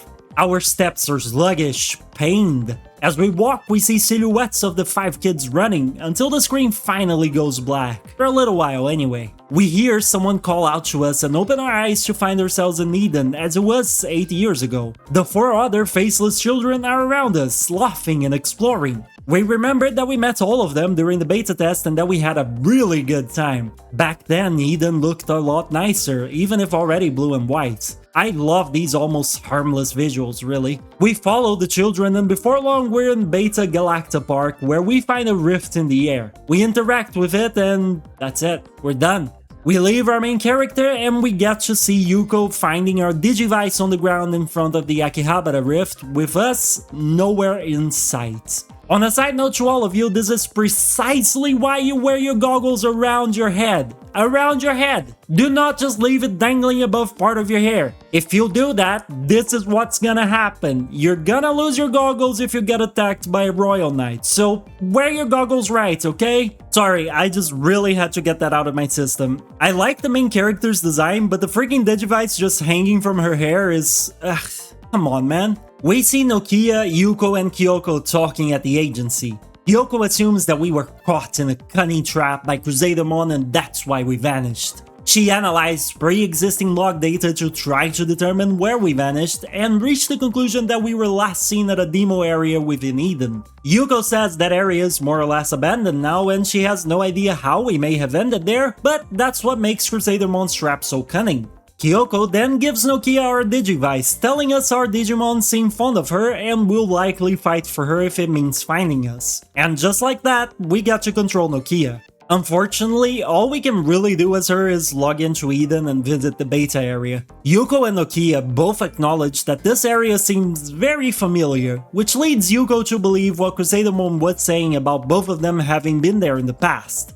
We follow the same path the protagonist took and quickly reach Galacta Park. There, we see the scene as it happened 8 years ago. Back then, we saw a little dimensional hole and made it open up enough for us to get in. That's how all 5 children ended up in the digital world. As we're about to follow the ghosts of the children, we hear a kind voice asking if we are sure about this. It's Yugo! He says that beyond the light we're about to head into lies the long-forgotten past. He explains that 8 years ago he was attacked by an eater and his mental data was absorbed, though not destroyed. It was just locked away in a place Yugo refuses to tell us about so as to keep us away from danger. He says that he's been keeping an eye on everyone within his possibilities and also explains that all eaters share memories and all information in all instances. Since he was absorbed, he became a part of the network and as such, whenever there's an eater, there's Yugo too. That's why he shows up as a ghost whenever the eaters appear. Despite his warning though, we must know what events set the current fate of the world in motion 8 years ago, and as such, we enter the digital world. There, we watch as Agumon and Gabumon meet child Nokia, explaining why she felt so familiar to them. The rest of the children all meet other Digimon. The group spends a wonderful time playing together, Digimon and humans. But right as the children are about to return, an eater shows up from inside the rift.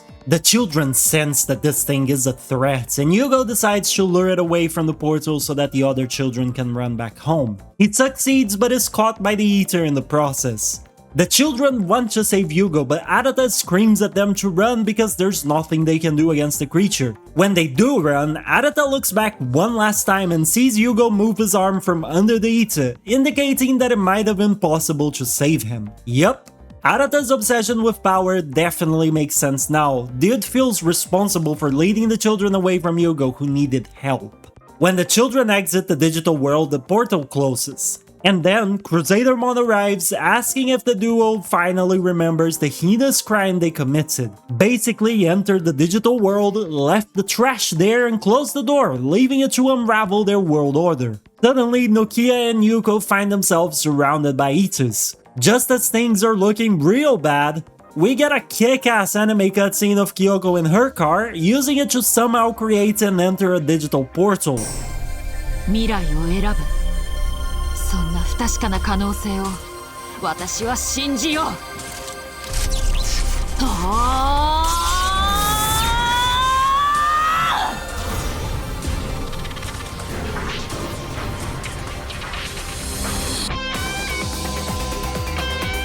She and the car then transform into a Digimon, Alphamon, the same one who saved us when we were lost after rescuing Yuko. After the cutscene, the screen pans back to Yuko and Nokia, who have been transported to a closed-off space where the protagonist is also stuck. Crusadermon is there too, and soon enough, so is Alphamon. Crusadermon is pissed that there's another Digimon there that's trying to interrupt their plans to erase all three of us. Alphamon explains that, just like Crusadermon, they came to the human world and merged with a human, and that is why they know humanity does not deserve to get killed. Sure, humans make mistakes, but so do Digimon. Crusadermon vehemently disagrees, says Alphamon knows nothing, especially of being a royal knight, and assumes fighting stance. Alphamon then reveals to us that their identity is Kyoko, our boss! We take our Digivice from Nokia and fight by Alphamon's side to destroy Crusadermon once and for all. Or so I would like to say, but the fight gets interrupted halfway through. Crusadermon says that Alphamon's power is too great, asking if they are a royal knight.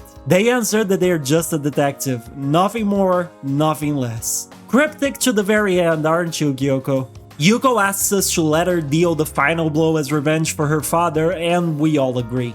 And soon, we win, again. Before Crusadermon vanishes, it explains that Leopardmon is planning to supercharge itself with digital waves to destroy the world and the Ethers all in one fell swoop. As it does vanish, it says that merging with a human only had negative effects on them, and asks what makes them and Alphamon so different from each other. Yuko approaches and says her goodbyes to both Crusadermon and Ri, who vanish into a bunch of petals. Back at the agency, Kyoko explains that 8 years ago she discerned rather quickly that the cause of the ether problem in the digital world lay in our world.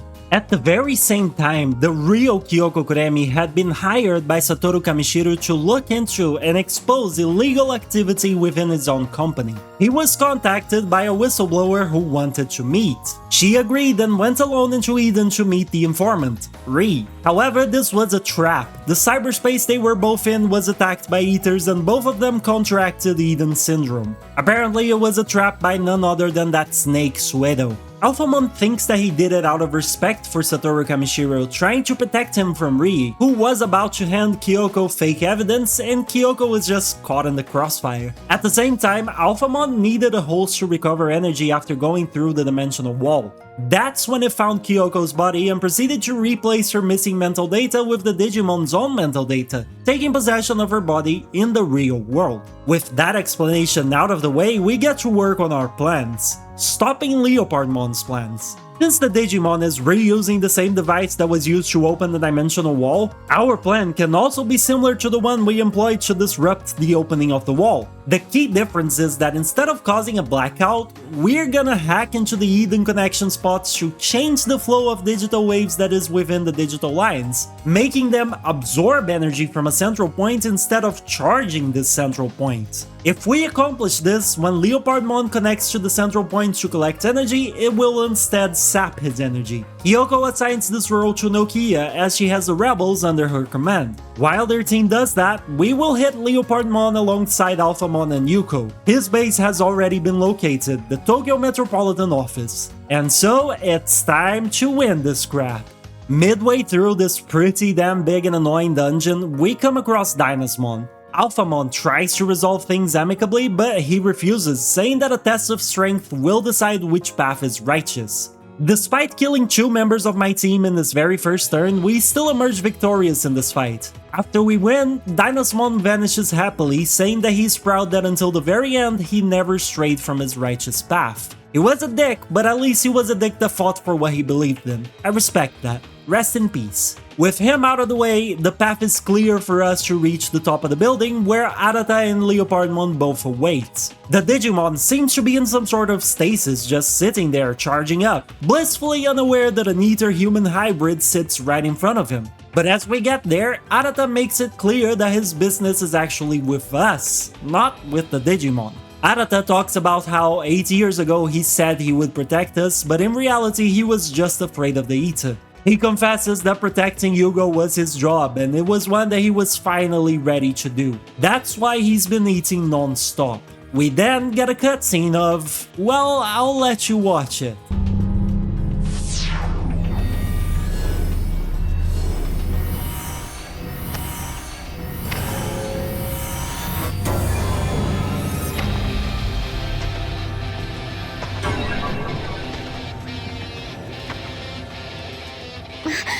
The chat box names him a being called Arata, which I think is a fantastic way to put it. He's no longer the Arata we knew, he's just a being that's called the same, so it makes sense for the name to change. The creature tells us to not get in his way and let him do it all over again. And then, as a friend, he asks us to give him our power. Sure, buddy, since you asked us as a friend, I'll let you eat me. Not! What's up with that logic? Was I meant to say yes just because you asked as a friend? And so, we fight to one of this game's best freaking soundtracks.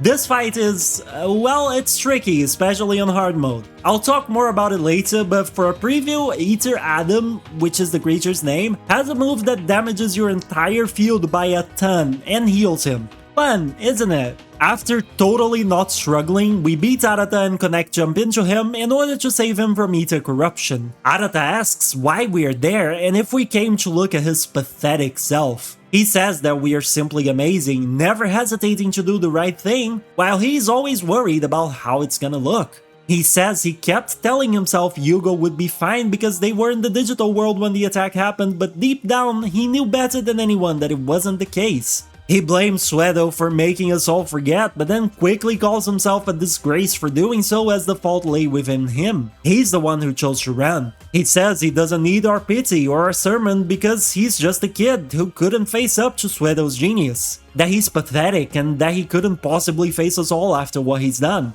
Since we are, well, kind of oblivious to put it nicely, we just ignore everything he says, reach out at him and give him a good old punch right to the noggin. And just like that, we pull him out of the Eater and restore his original body. He asks us why the hell we brought him back as he wanted to stay as he was. And then we get to work understanding each other only as true friends would. We start punching each other over and over, much to Yuko and Kyoko's horror. Man, I kinda feel bad now that I have never punched any of my friends. I should get on that. After getting a few good hits in, Arata screams that we had no right to do what we did, says that he doesn't get us, and should just say something. Surely the frustrations of being a silent protagonist. I get you, Arata. And do you wanna know what comes out of our mouth? Welcome home. It will be okay. We truly are the perfect protagonist, aren't we? Our body shows signs of instability as Leopardmon finishes charging up. Or rather, he starts charging down because, you guessed it, Nokia has arrived and her team of hackers is ruining Leopardmon's plans. Yuko asks Nokia why she didn't just let them know the hacking was all set to go via phone, as they could have started depowering Leopardmon way earlier rather than waiting until she found us. She just claims she thought that we told her to head over to the rooftop at the strategy meeting, which couldn't have possibly been the case because she just rushed out of the room before the meeting was even over. Omnimon hangs his head ashamed and tells Nokia that they should just apologize. This, in turn, prompts Arata to start laughing like a maniac, saying that we're all actually idiots and that he should have trusted us from the get-go. Truly, welcome back, Arata. A cutscene shows Leopardmon awakening as he loses all his power. He's shocked that humans could foil his plans. It's then that Kyoko finally introduces her real self, Alphamon, the legendary leader of the Royal Knight. She says that her being there is just as much of King Drazil's will as Leopardmon claims his mission to be. This leads him to one singular conclusion: they must fight, for the winner will represent King Drazil's one true will. This fight is actually much easier than Arata's fight, so if you got through that, you're definitely getting through this. Upon losing, Leopardmon vanishes. We start to ponder how to handle the mass of Eaters coming from the digital world, and Arata says that there's only one person who can help. And as if on cue, Suedo arrives. He says that the best way to deal with this problem is to simply send the Eaters back to the digital world by firing the device that has all the digital waves accumulated. Thanks to us draining Leopardmon, it's all charged and ready to go. The device will open the rift in the sky again and the Eaters will be attracted by the waves and head inside. However, we're all obviously against this as it would doom the digital world further. Suedo then explains that there's actually a Mother Eater that controls all the other Eaters. If we eliminate it, all of the other Eaters will be wiped out. And where is this Mother Eater, you might ask? Why, it's in the digital world, fused together with King Drasil. Omnimon questions why we need to send the Eaters back to the digital world if we know where the Mother Eater is, as we can just go ahead and deal with it directly. Suedo explains that currently, due to Eater corruption, King Drasil doesn't know friend from enemy and its security system will stop anyone from getting close. But not Eaters, which are its same species. As such, if Suedo sabotages the Eaters in our world with a special program and sends them back, they can reach King Drasil and disable the security system. With this sorted, we fire the digital waves into the sky, opening up the rift again. And soon, via an anime cutscene, we see the Eaters flying up into the sky and back into the digital world. Alphamon asks if Suedo has a way to destroy the Mother Eater, and he explains that it's simple. Remove Yugo from the Eater network. Though I really don't understand why we're trusting Suedo all of a sudden, we are, and as such, we move forward with a plan. Suedo steps into the newly formed path to the digital world, but before we do that too, Alphamon tells us that it makes no sense to rush and to make sure we go in prepared. So, to translate this to game terminology, this is Alphamon telling us that we are at the point of no return. After doing some endgame cases, we enter the digital world. There, we quickly reach the Mother Eater. We realize that we can't connect jump into it yet, so we fight to weaken it first. As soon as that's done, we jump into it to save Yugo. He screams that we shouldn't have come as we reach out, but we still succeed and bring the boy out of the monster. Instead of being happy, he's just worried and says that if we don't do something fast, the whole world will be consumed. Apparently, his role in the Eater network was that of a suppression device, because the Eaters have nothing that we would call awareness. He says that all the humans that were consumed were still stored as mental data, but now that he's no longer part of the network, the erosion speed will increase without limit, and we might lose all the stored mental data, which would make Eden Syndrome irreversible. That's when fuckface Suedo shows up, saying that this is a necessary condition for the world to evolve. The man then walks right up to Mother Eater and says that he'll take Yugo's place as the network's consciousness. Then, with King Drasil's omnipotent calculations and the Eater's ultra-dimensional data transmission abilities, he will create a whole new world. Yeah, the man was using us, though we already knew that. Or, we should know that. When he goes in, the Mother Eater changes and instantly erodes the entire world, changing it with tentacles going in and out of the dimensional wall. It's a big problem. And what do we do when faced with a problem? Well, we connect jump into it, of course. Time to pull Suedo out just like we did with the other 3 folks in the past. Or, so I'd like to say, but alas, it seems our body is too weak to successfully pull it off as we fall as soon as we try. This was all part of Suedo's plan. He knew that jumping into the Eater network was degrading our body, and he knew that our body wouldn't take any more than 3 jumps. Yugo was the 3rd, and as such, jumping into the Mother Eater to get Suedo out of there will finish destroying our body. Our friends tell us not to do it, so we don't. And without our intervention, Suedo is all set to get to work, which he does, or tries to, but we fight to stop him. It's definitely a tougher fight than the first Mother Eater fight, but we quickly clear it, only to get a cutscene of Yugo somehow using fucking superpowers to fly and deflect the Mother Eater's moves, giving us a chance to attack. And as such, another fight starts, this time the very last. How do I know it's the last? Well, because as soon as it's over, we see the Mother Eater fall defeated. As our friends are discussing what to do with it and how to deal with Suedo that's inside of it, we run past them to connect jump into the Mother Eater. Our friends ask us to please stop and even beg Alphamon to stop us because we're gonna disappear. But all Alphamon says is for us to go and find the truth that only we can. And with that, we connect jump one last time. In there, Suedo says that he refuses to lose his chance to make a world with no sadness and finds it hard to comprehend why this isn't our goal. He says there's no logic to our actions, and in order to try to establish some, asks what will change if we rescue him. Who exactly will be happier due to our actions? We reply that we just don't want to leave anyone behind, as we made a promise. This makes Suedo even more confused as he states that even with all of King Drasil's calculating power at his disposal, he cannot derive an answer that explains our behavior. But as he's thinking about this, he has a sudden revelation that changes everything and sets the story of this game down a course I did not foresee when I played this for the first time. He goes on to rant through very complicated metaphors that quite frankly I still don't quite understand, about how God doesn't play dice with the universe and how we're all dice, but that you can't bet on dice that has free will. Look, I really have no idea what he was going on about.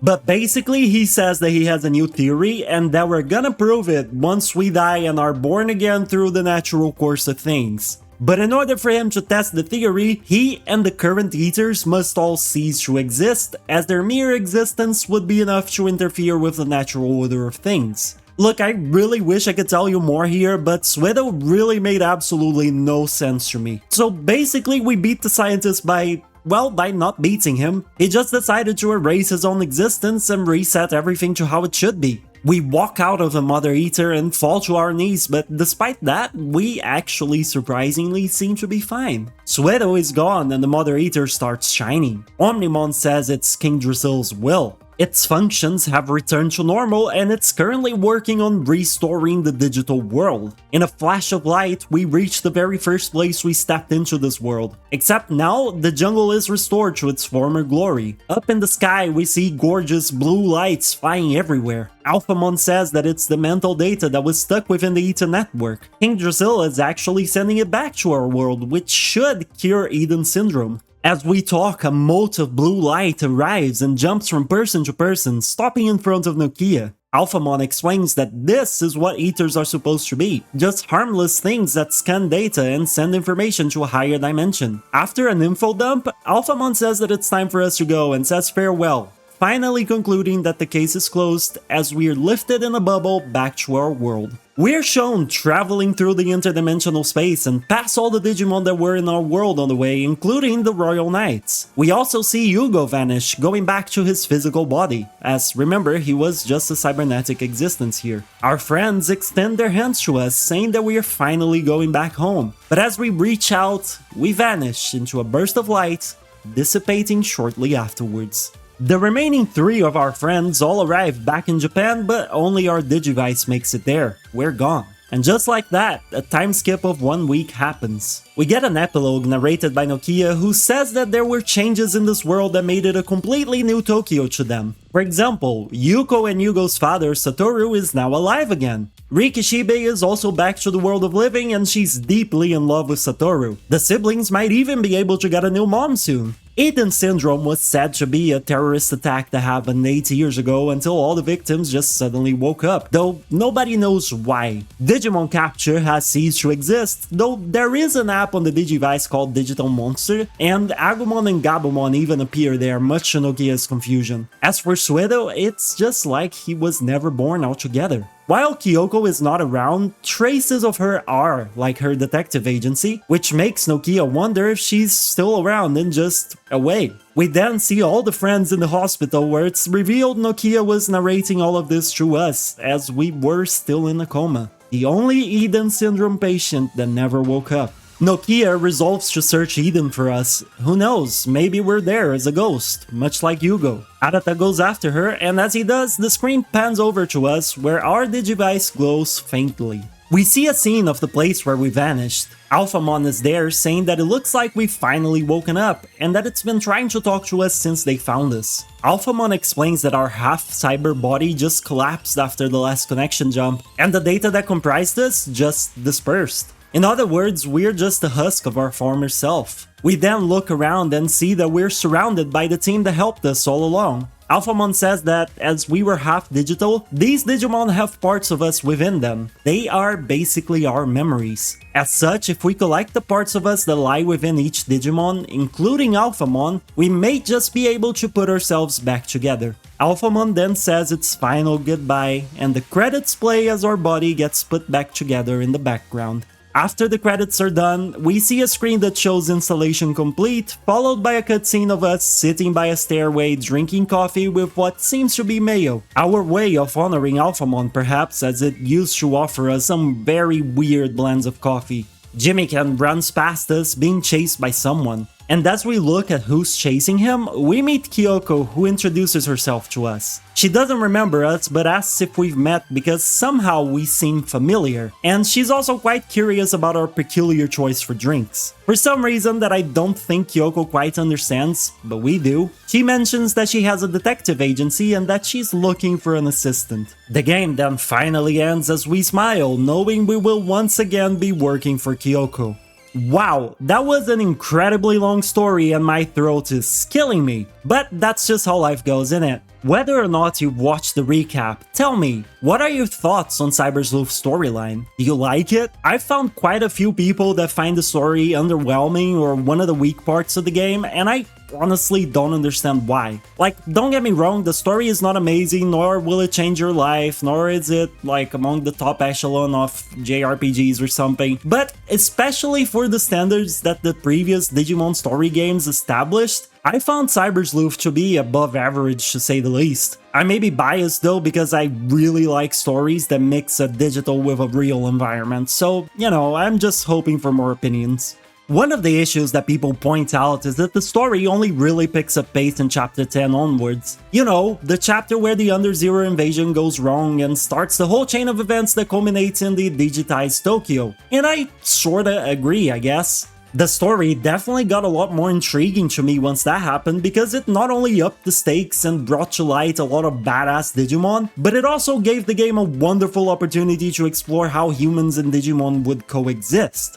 I'll talk more in depth about this in a bit, but I feel like seeing so many facets of this coexistence is rare, at least in the games I played. Like, the best Digimon story games all take place within the digital world, and this isn't much of a factor there because tamers are used to Digimon. Seeing random, day-to-day citizens interacting with them was definitely novel to me. But despite agreeing that a lot of things in the game definitely got more engaging from chapter 10 onwards, I still find a lot of value in the chapters that came before the 10th one. In fact, I don't know about you guys, but the game did a fantastic job in hooking me within the first couple of hours, which may seem like a really long time to some of you, but I feel like within the JRPG genre, having to wait a couple of hours for a hook is actually a short wait time. By the time the first hospital segment ended, where we learned a bit more about Eden Syndrome, I had many questions. What happened to our body? Why did we gain a cyber body when no other Eden Syndrome patient did? In fact, what causes Eden Syndrome?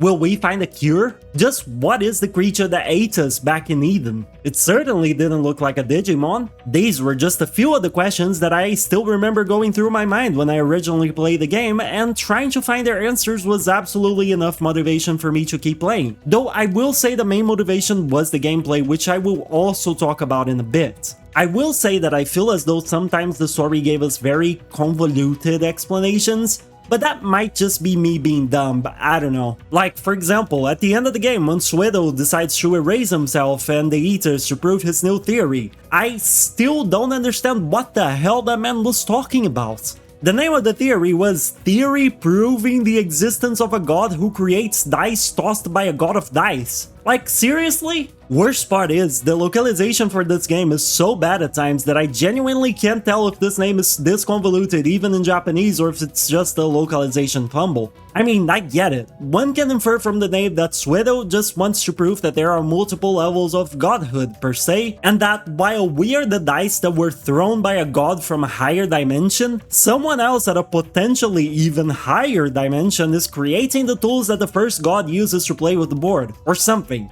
But I don't get how he randomly came up with this, nor how deleting himself will prove it in any way. Oh well. While there were confusing moments for me, generally the story was pretty easy to understand. And the characters? Some of you may disagree, but aside from the protagonists, I feel like they were a highlight of the game. I say aside from the protagonists because, well, it's easy to fall into a trap where the protagonist is perfect, even more so when they are a silent protagonist, and I feel like that's exactly what happened in this game, unfortunately. I really can't think of a single flaw we have aside from being aloof at times, but even that is explained by, I think, Pete, our Wanyamon companion that I left out of the recap due to how long it already was, when he says more or less that our half-cyber body is destabilizing and that might be why we struggle focusing at times. The other characters though were pretty good. Their behavior remained consistent throughout the story, and many motivations that were shrouded in mystery got explained as the story went along and actually made sense. Arata, I think, is the prime example. I still remember not really understanding why he had such a fixation with power to the point of going along with someone as clearly shady as Suedo, but as the game progressed, I grew to understand him more and more. His hacker team was humiliated in Under Zero under his very leadership,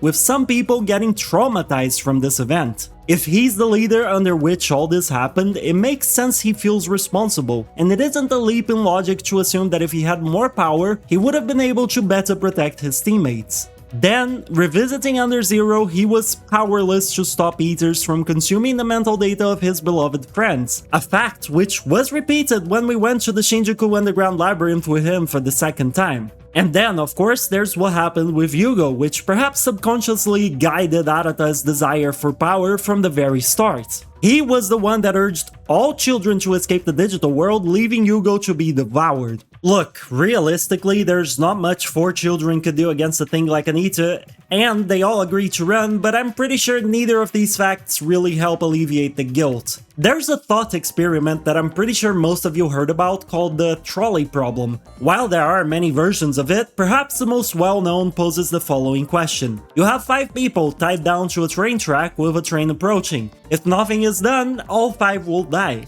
You can use a lever to divert the trolley to another track in which one person is tied. Would you pull the lever to reduce the number of casualties? While to me the weight of sacrificing someone or the weight of not intervening when 5 others are about to be killed would both fuck me up mentally, there are people who would feel worse having chosen to use the lever because blood would actively be on their hands, and as such they would refuse to use it. Even if they saved 5 people, a person would end up dead specifically because of your actions pulling the lever. And I think that's kinda what really fucked Arata up. His actions, urging the kids to go into the portal, saved 3 other people. But in his eyes, it's thanks to his action that the one that was in danger ended up in a coma. It doesn't matter that 3 other children were saved when his words were, in his mind, directly responsible for his friend losing his life. The blood is on his hands. This sort of damage tends to stick with you, and once you understand that, Arata's actions and mad pursuit of power start making a lot more sense. It's not good, mind you, he still did awful things, but it's coherent with his character in the story, and I actually like that. And while I'm not going to explore every single character in this game here in the video, they're all similarly well developed in the story, which was a definite highlight of Cyber Sleuth for me. I will say though, while I generally liked the story, I really wish they hadn't made Leopardmon the main mastermind behind Crusadermon's plan. The game did a nice job establishing Ri as the main threat, only for the game to go, psych, Leopardmon's actually the one that was pulling the strings all along. Like, who the fuck is Leopardmon, man? That's why I feel like the confrontation in which Crusadermon gets deleted is a much better climax to the Digimon conflict storyline than its actual ending with Leopardmon. It just felt like a good conclusion to everything the game spent the first 10 to 12 chapters building, including even Yuko getting the chance for closure and revenge. They also tossed the Alphamon reveal in there, which was fantastic too, alongside the reveal of what happened 8 years ago. Honestly, it was a great moment in the story, much better than the just dry confrontation of Leopardmon at the end of the game. People also complain about having to do cases to progress the story, but to me this really wasn't a problem despite having finished the game 3 times over the past 10 years. I get it, it breaks the momentum the story creates, which can be frustrating, so I really don't blame anyone for being annoyed at this. However, my mind keeps going back to Digimon World Dawn and Dusk, which had the same mechanic of having to do quests before progressing the story, except the quests there were incredibly dull. The maps were like labyrinths, and the encounter rate was atrocious. I did a deep dive just like this one into Dawn and Dusk in another video, shameless self-plug, but I'll leave the link in the description below for you to check out. Here, it was almost the opposite really. While some quests are completely pointless, like one that had you buying newspaper for a lazy Nanimon, most of them were great at expanding the game's world, answering questions that I didn't even know I had, such as the downsides to a society reliant on the metaverse, or specific problematic scenarios of the coexistence between Digimon and humans.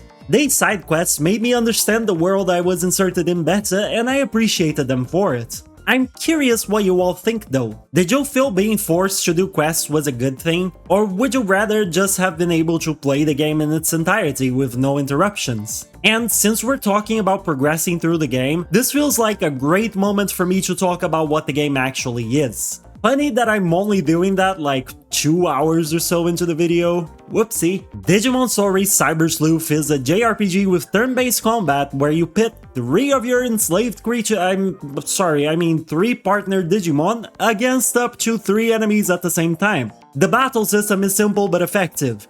You basically have 4 types of Digimon, 3 of each are weak against each other in a rock paper scissors manner, while the 4th one is neither weak nor strong against anything. Coupled with the types, each Digimon can also have elements, or attributes. There are 9 possible elements. 2 groups of 3 are weak against each other in the same rock paper scissors manner as the types, 2 elements, light and dark, are weak and strong only against each other, and the last element, neutral, is not strong or weak against anything. The nice part of the battle system is that type and elemental advantages stack, which could result in you dealing as much as 3 times the amount of damage in a single attack. You could also take a lot less damage, from 0.75 times to even 0.5 times the amount. Each attack also has its own element, so even if your Digimon isn't of an element that can hit the opponent for super effective, your attack just might be.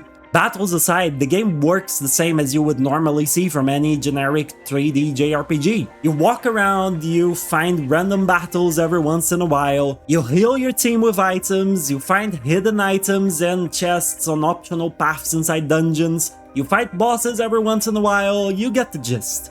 Oh, and there's lots of reading. The game loves presenting you with dialogue. But I think the coolest part about the gameplay has to be the Digimon themselves. Like, this is the main reason by and far that I play these games, and Cyber Sleuth does not disappoint on that front.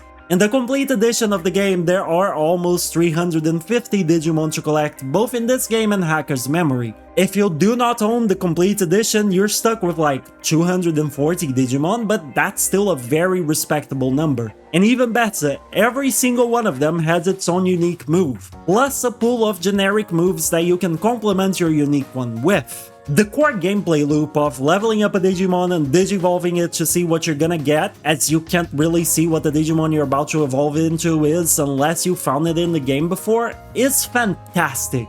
I love seeing what creature I'm gonna get next. If you're not familiar with Digimon, this might seem weird to you because, well, wouldn't it make sense for this to be like Pokemon? Meaning most creatures only have one specific evolution path? A Pikachu, for example, is never gonna evolve into an Electrode.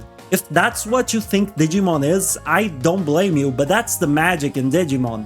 Data is malleable and Digimon is data, and as such, Digivolution lines can go pretty much anywhere. Sure, there's the classic Agumon can evolve into Greymon, which can evolve into Metal Greymon, which can turn into a War Greymon. These established lines exist, but so many others exist too. In this game, your Agumon may just become a pile of shit, which may turn into Etemon. But then you decide you don't want an Etemon or any of its Mega Digimon possibilities, so you de-digivolve into Numemon, a green pile of shit, which you then de-digivolve again into Gabumon. And just like that, your Agumon has been transformed into a Gabumon. It's awesome. And I'm actually pretty sure that given enough time and effort, any Digimon can transform into any other Digimon. And yes, I said effort because evolving stuff in this game is grindy, though considerably less so than games like Dawn and Dusk. Every evolution needs you to reach a certain quantity of multiple stats, and some even require Abi, which is a stat that you only gain when using very rare food or when de-digivolving a Digimon.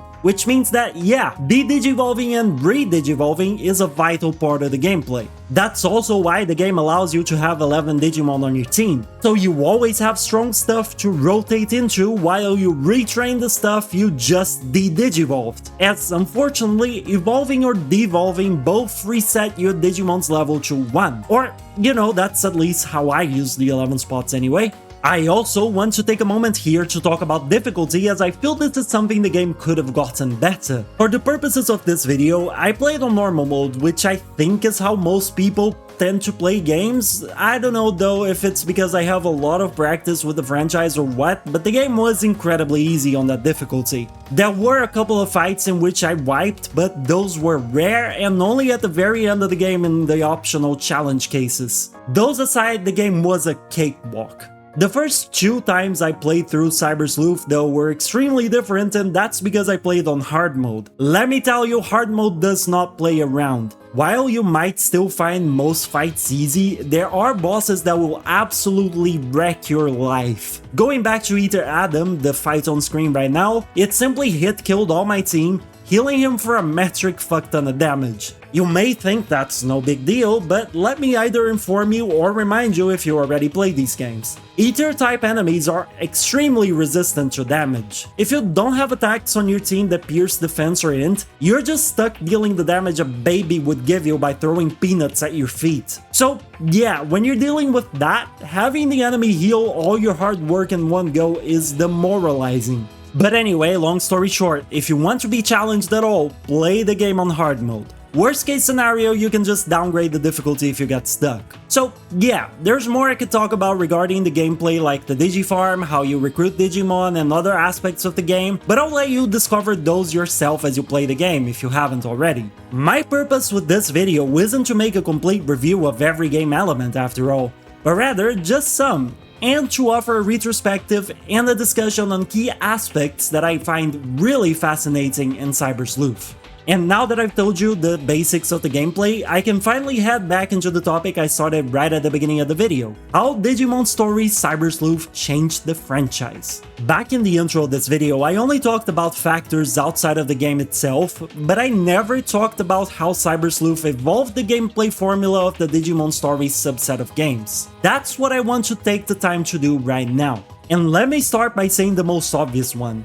Compared to the DS games, Cyber Sleuth brought the Digimon Story games into the 3D era. In an interview for Silicon Era, producer Kazumasa Habu stated that this was a title that was created with player feedback in mind, and the shift to 3D followed that very same logic. Quote, "Also, we received feedback regarding the DS version of Digimon Story where players could not see their own Digimon during battle, even though players want to see the Digimon they trained actively battle. In response to the feedback, we focused on creating attractive renderings of Digimon during a simple turn-based battle, which became possible with 3D. So yeah, while he doesn't specifically state that this was the sole reason why they went 3D, it was likely the only way they could have addressed the complaint. And I agree, it's awesome to see my Digimon in the field as well as using their special attacks. This was a big change, and it was one that stuck.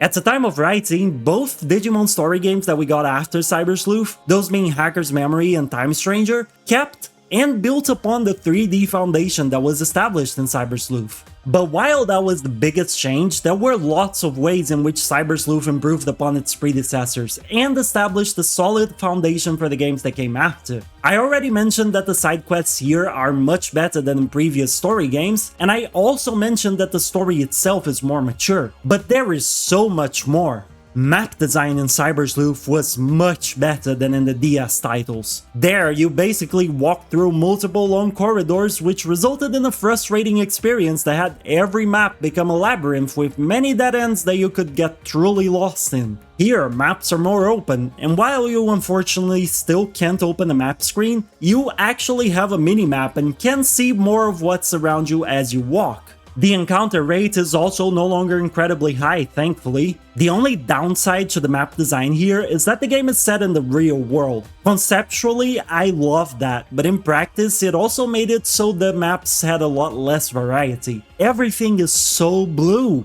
The DS games had a lot more environments that you could actually visit. I'll talk a bit more about this later. Cyber Sleuth also cut back on the grinding. Mind you, it's still a grindy game, but at least in this one you don't have to exterminate your local bird Digimon population because a Digimon you want to evolve needs 60,000 bird EXP. No, in Cyber Sleuth you can exterminate whoever you want. All get equal chances of dying and contributing to your cause. Plus, games like Dawn and Dusk had extremely complex DNA evolution chains that the game usually didn't even tell you about, behind which some fan-favorite Digimons were locked. Here in Cyber Sleuth, you're told that you have a DNA Digivolution available, which other Digimon you need, and it's overall a lot easier to meet the requirements you need. And I also don't think you have a DNA Digivolution Digimon that requires you to DNA Digivolve another Digimon, while the DS games had plenty. The DS games also had Digimon locked behind online play, which thankfully isn't the case here. This one did have DLC, but the complete edition has all DLC included as part of the base game. So yeah, lots and lots of changes to the franchise, and especially to the Digimon Story subset of games that remain to this day. I really wasn't exaggerating when I said that Cyber Sleuth changed everything, from the franchise itself to gameplay elements within the story games. I will say though, I missed the battle system from Digimon World DS, Dawn and Dusk, and Lost Evolution. I really hope that a future title goes back to that style of combat, even if just for a single game. Plus, honestly, the pixel art in the DS games was fantastic. I wouldn't mind having it back if it meant getting a new game with that combat. But anyway, I digress. Well, I've talked about most of what I want to say, but there are a couple more points that I want to touch on before I wrap up the video, so please just hang on just a bit longer. And this is perhaps the point I like the most about Cyber Sleuth: the world building.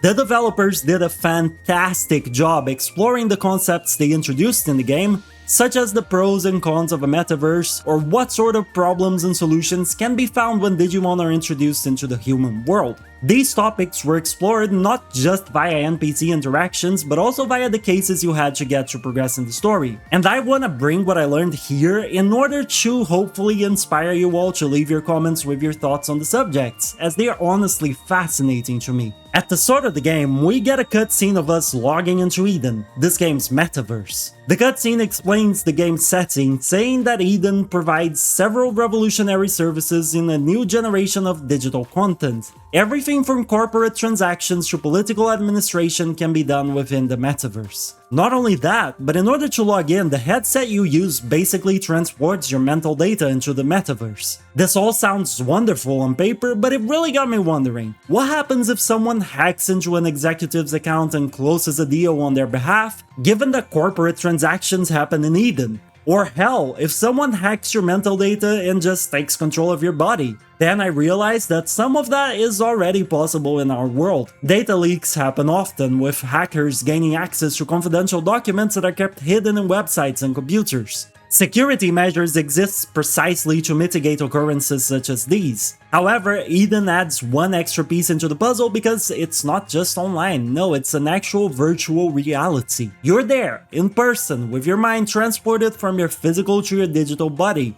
And that opens up a whole host of possibilities for hackers and scammers. A theme we see constantly in the game is account raiders, people who steal and collect accounts. And while it's already possible in our world for someone to impersonate someone else online, I can only imagine it's a lot more convincing in Eden, where you might actually be able to literally use the person's appearance and voice to pretend to be them. Though, I guess nowadays with AI that's already possible in the real world too, and in fact is already actively being used to scam people. Oh man, what are we doing?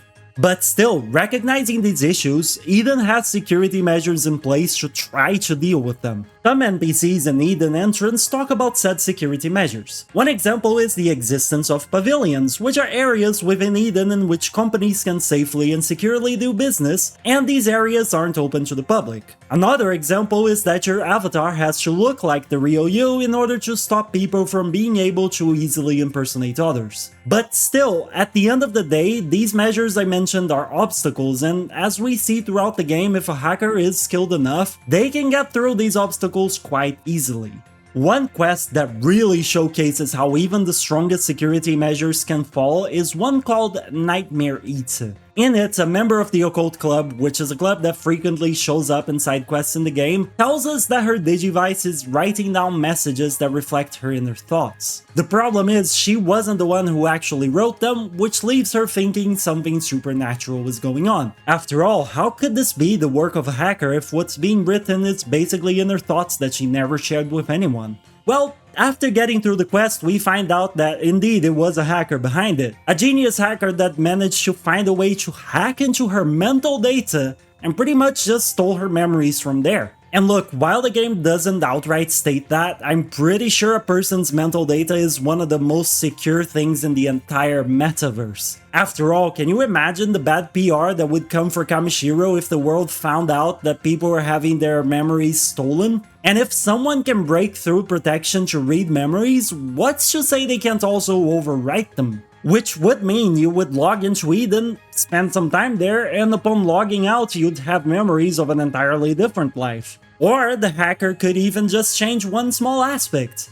Make you have memories of being in a relationship with them, for example, which might result in you developing actual feelings. All based on a lie because someone went and messed with your memories. Back to the quest, we eventually find out that the kid had a crush on the lady from the occult club that contacted us, and that's why he was doing what he was doing. But had it been someone with more nefarious intentions, this story could have taken a turn for the worse. For a lot worse. Now, I don't think in real life we'll reach a point where our memories are uploaded and editable as data anytime soon, but still, it's fascinating and kinda scary to think about the possibilities that could come out of it, both for evil and for good. And going on a tangent, one media that showcases a noble use of the ability to digitally mess with someone's memories is the To the Moon series. Highly recommend it if you haven't played. Basically, you play as a duo who works for a company that changes the memories of people who are about to die so that their lives feel better to them than they actually were. Or,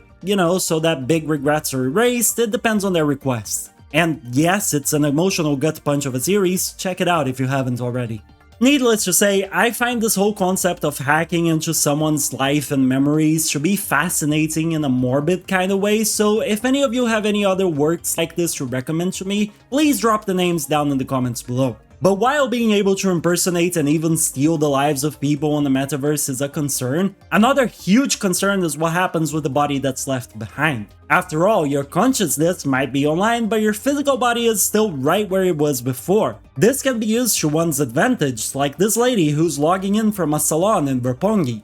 I can imagine and dig actually a world in which you just sit down to cut your hair, log into Eden, go fuck around for a while and log out 30 minutes later to a fully finished haircut. Though to be honest, I'm not sure I would actually have the courage to do that. I'm one of those people that need to constantly check if my hair is turning out okay, but I digress. The game has a quest that deals with both theft of information and the whole body that's left behind thing, and it's easily the most fucked up quest in this entire game. It's called Living Doll Dead Person, and it starts with two members of the occult club, teenagers, mind you, as far as I'm aware, asking us to please look into whoever is making super ultra true puppets. They are basically life-size, extremely realistic women dolls, but here's the kicker. They are based on real people. In fact, the two clients are asking us to investigate because they discovered that they are being sold to men all over Tokyo without their consent. I'm not even talking about consent to have the dolls sold, mind you. They never even consented to being used as models for the dolls to begin with. We quickly find out that the perpetrator gets the information from a machine that they planted in a local arcade. It's a 3D printing machine that scans the person and prints out a mini copy of them. The two girls and many other girls use the machine, providing the perpetrators with a neat little database of women to copy.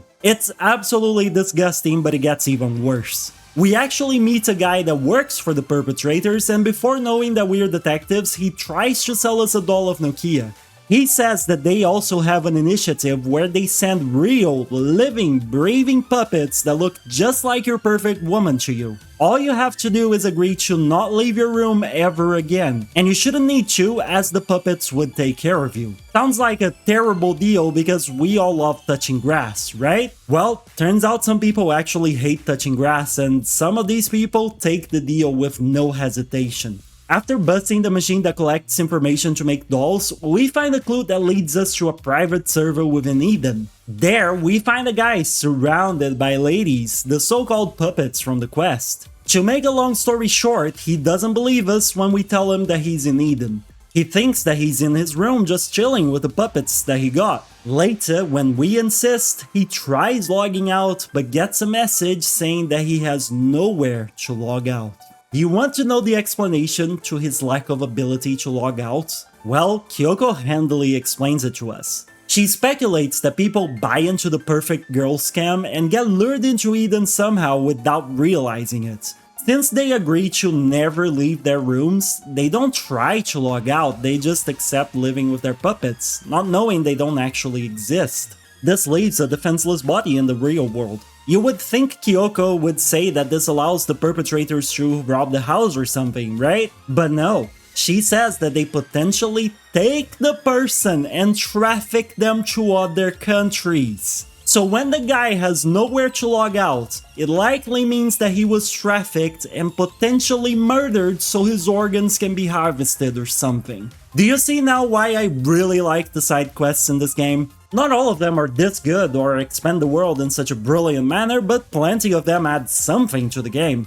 And even the ones that don't feel like nice palette cleanses to me. Like for example, right after this quest, I did one in which we help Arata in a competition to win a super rare comic book. It adds absolutely nothing to the story or the world that was created, but it was still endearing seeing Arata trying not to geek out over the comic book in front of us. And just one more quest that I want to bring up regarding this whole identity in the metaverse and dangers of metaverse thing is one in which we help a Growlmon cook its tamer's favorite food as she was refusing to eat anything. We help and the tamer decides to eat the food, saying that she's on a diet and that's why she wasn't eating, but since she's in Eden it should be okay as she won't gain weight from it. It makes me wonder, if we were to have a metaverse in the level of Eden where our consciousness is actually transported there, would we be able to eat? Would eating there make us less hungry? Or would it be a scenario in which we eat but just never stop feeling hungry because the hunger is coming from our physical body? And in fact, would we feel pain if our avatars got hit? Obviously, we can't know the answer to any of this since we're still far from achieving something like this in the real world, but I don't know, I still have a blast thinking about all this, even if it's pointless. Anyway, remember how I also said that within the world building, the game also made a great show of exploring what sort of problems and solutions can be found when Digimon are introduced into the human world? I want to talk a bit more about that. When the Digimon fall to our world and Tokyo gets digitized, this topic is pretty much all you see NPCs talking about all over the city. It's great. And then of course we have quests that deal with this, many more than the ones that deal with the previous topic I was talking about. There's one quest in which a Lilymon invades some hot guy's phone and constantly adds pictures of flowers to his gallery in order to try and impress the hot guy. We tell her to stop and she does, but resolves to remain in the phone and hang up calls from women. After we explain this to him, he laughs because jokes on Lilymon, he's actually into men. Based, honestly. There's another quest in which a Digimon invades a fighting game arcade machine and overrides the AI in matches, training its fighting skills against players. However, the Digimon is too good, which makes the arcade machine unbeatable, leading to complaints from players. There is another case in which a Piedmon realizes that he has to work as he's now in the human world. Truly the worst fate in store for anyone who dares venture into our Earth. The problem is, his face looks like that of a clown or a jester and nobody actually wants to hire him as they don't believe him when he says that's just what his face looks like. We end up getting him a job at a circus. But I think the most heartbreaking case is one in which we find a tankmon that escaped from a foreign country's military as it didn't want to be a weapon. It thinks that we are there to take it back to its base and attacks us. When we beat it, it says something like, "If I'm really not meant to be anything but a weapon, I wish I had never been born." It felt really bad to finish this quest. And it also serves as an example of something that we see happening a lot in this game. Lots of people simply don't see Digimon as living sentient beings. People think they're just computer programs due to them being digital. Agumon and Gabumon speculate that humans think they're programs created by other humans simply because in our world all digital spaces and, well, pretty much anything that's digital is made by humans. They can't even begin to imagine that these Digimon might come from another world entirely because, well, why would they? And this train of thought is present even in characters that are part of the story. At the beginning, for example, Yugo expresses confusion over us wanting to save the starter Digimon from Dakuzarimon because, well, they're just programs. And then we have Faye, who also expresses confusion when her Tiger Vespamon decides to, on its own, help us save Yuko. Faye's like, what? Why is my program doing stuff without being told to do so? Honestly, I think that's the moment it finally hit home for her that yes, Digimon are more than just programs, and that yes, Nokia was right all along. Though I'm not quite sure that's the truth she's willing to admit just yet. And yeah, another symptom of this is the fact that apparently the military of certain countries is forcing Digimon to run military programs, seeing them as only a destructive software. To close off this section of the video, I want to bring something a bit less heavy to you all that I also really like about the world building in this game. It has a small amount of creepy and supernatural cases, which I appreciate, and it also has a steady supply of humor, helping balance the more mature tone of the story. The game genuinely had me smiling like an idiot at times, and I just wanted to share my favorite moments with all of you. Have you ever wondered what you would do if the world turned digital? Would you maybe try to edit the world like Suedo? Or perhaps go around seeing what's changed, like a detective? Or would you stand in the middle of a street in Akihabara with a goofy pose, asking if your 2D waifus will become real like Digimon? Because that's what this guy did, and let me tell you, I was not ready to read this. But the worst part is, I have a feeling many people would be just like this guy. I'd say I can't blame them, but my girlfriend will listen to this video, so I can't publicly support waifu chasers. I'm sorry. Nokia also had some hilarious moments in the storyline, but the best one for me has got to be when she DNA digivolved her 2 Digimon into Omnimon in an extremely badass cutscene, only to then turn around and get extremely confused.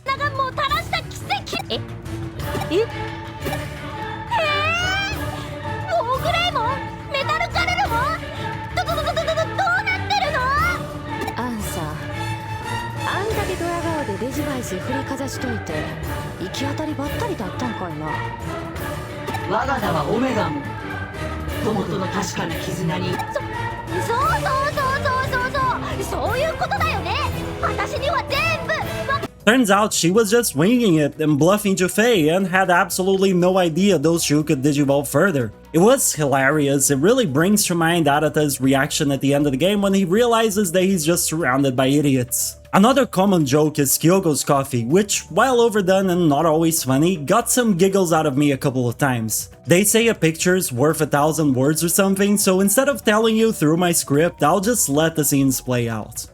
今回は特別においし喉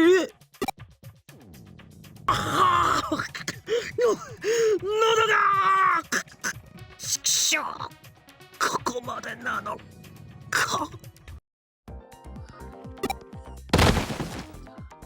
出発久々の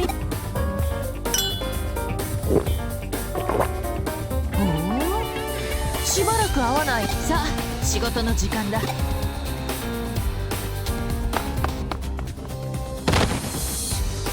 大丈夫かあんた口から得体の知れない So yeah, this really makes me glad I don't drink coffee. One more thing I want to add before finally closing off the world building chapter is the fact that our main character is super kind and, like I said, basically perfect. Or they were, until Ryota and Sakura texted that they were dating each other. As soon as you get the text from Sakura which says she's dating Ryota, one of the options you can answer is, why again? Never mind the English, I just find it hilarious that a super supportive friend would suddenly decide to reply to news like this by saying something like, "Girl, why would you do this to yourself? What are you thinking?" Anyway, there's a reason why I left this Digiline text for last in the world building session. See, while I may have given you the impression that the game is flawless, trust me, it is far from being so, and I really don't feel as though this video would be fair if I didn't also balance things out by explaining that yes, this game has a lot of problems. And one of those is a localization that's actually pretty shameful, to put it mildly. There are a lot of typos in the game, and many of the Digiline conversations with your friends make absolutely no sense. It feels as though you and your bud are just having two separate conversations, yet you aren't. It's very off-putting. The carelessness with the English version is so deep that they even changed the name of Digimon. You spend the whole game, well, the last 10 chapters anyway, seeing Crusadermon referred to as, well, Crusadermon, right? Can you believe I found 2 instances in which the game refers to them as Lord Nightmon? I get that it's another name that's actually even used in the recent story game, that being Time Stranger at the time of writing, but like, if you're gonna choose one of the 2 names to use, be consistent and use it throughout the whole game. One more particularly egregious case is when we enter the Akihabara digital shift for the first time. There, we find the victims of the serial disappearances case all basically just frozen in place, unresponsive. Men and women alike. Though the game seems to disagree with me because the text that shows when you talk to all of them is "she's alive but unresponsive." Not he or it or they, depending on who you talk to, no, just always she. I won't say that it doesn't feel like anyone playtested this because for the most part the English is okay, but it definitely feels like quality assurance was lacking here, and it is a shame. Another issue that really bothered me was the lack of environmental variety. So many of the maps were blue. Why? I like blue, but I don't want to spend 50 hours visiting blue maps over and over. Even when the game gave us a break from those, which happened especially during the latter half of the game, the dungeons we visited were still super urban. So basically there's mostly two types of dungeons. Cybernetic blue or just urban environments with like concrete and stuff. Given that the previous Digimon Story games all took place in the digital world, it's just a shame to see what happened here. The previous ones all had really varied environments from jungles to glaciers and even underwater maps, while here, it's just cybernetic look to everything. Even the urban dungeons because they're all digitally shifted. Honestly, these two were my worst problems with the game. I also already mentioned a lot of the other issues people bring up. Some folks feel like the game's a slow burn, others feel like there's too much dialogue, and no, you can't skip it or set to auto. The grind may be an issue to some, and others rightfully complain about difficulty balancing given that normal mode is too easy and hard mode has insane spikes at times. And I want to add two more issues to this list. First one being the complete edition of Cyber Sleuth. Don't get me wrong, it is awesome that it exists and that it has two games bundled into one. It's even cooler that the game gets discounted often and that they ported some improvements from Hacker's Memory back into Cyber Sleuth. But let me ask you, why did it have to only be some improvements? Why didn't they port the hacking ability that makes you run faster, for example? Look at my screen right now. Do you have any idea how painful it was for me to run down this long ass ramp at default run speed? Hacker's Memory gave us the ability to speed up our walk, and I really wish that had been backported. Oh, and by the way, upon the release of the complete edition, the digital version of the original game was delisted on PSN. No idea why. You would think it's because they're going to release the complete edition there, right? No, you would think wrong. They released nothing. They just removed the ability to buy one of the games without giving us anything in return. That's right, if you want to play Cyber Sleuth on your PS4 or PS5, you will have to go the physical route. That brings me to my second point, achievement or trophy grinding. Getting the platinum in this game was a chore, which I can safely say because I did it. Not hard, mind you, just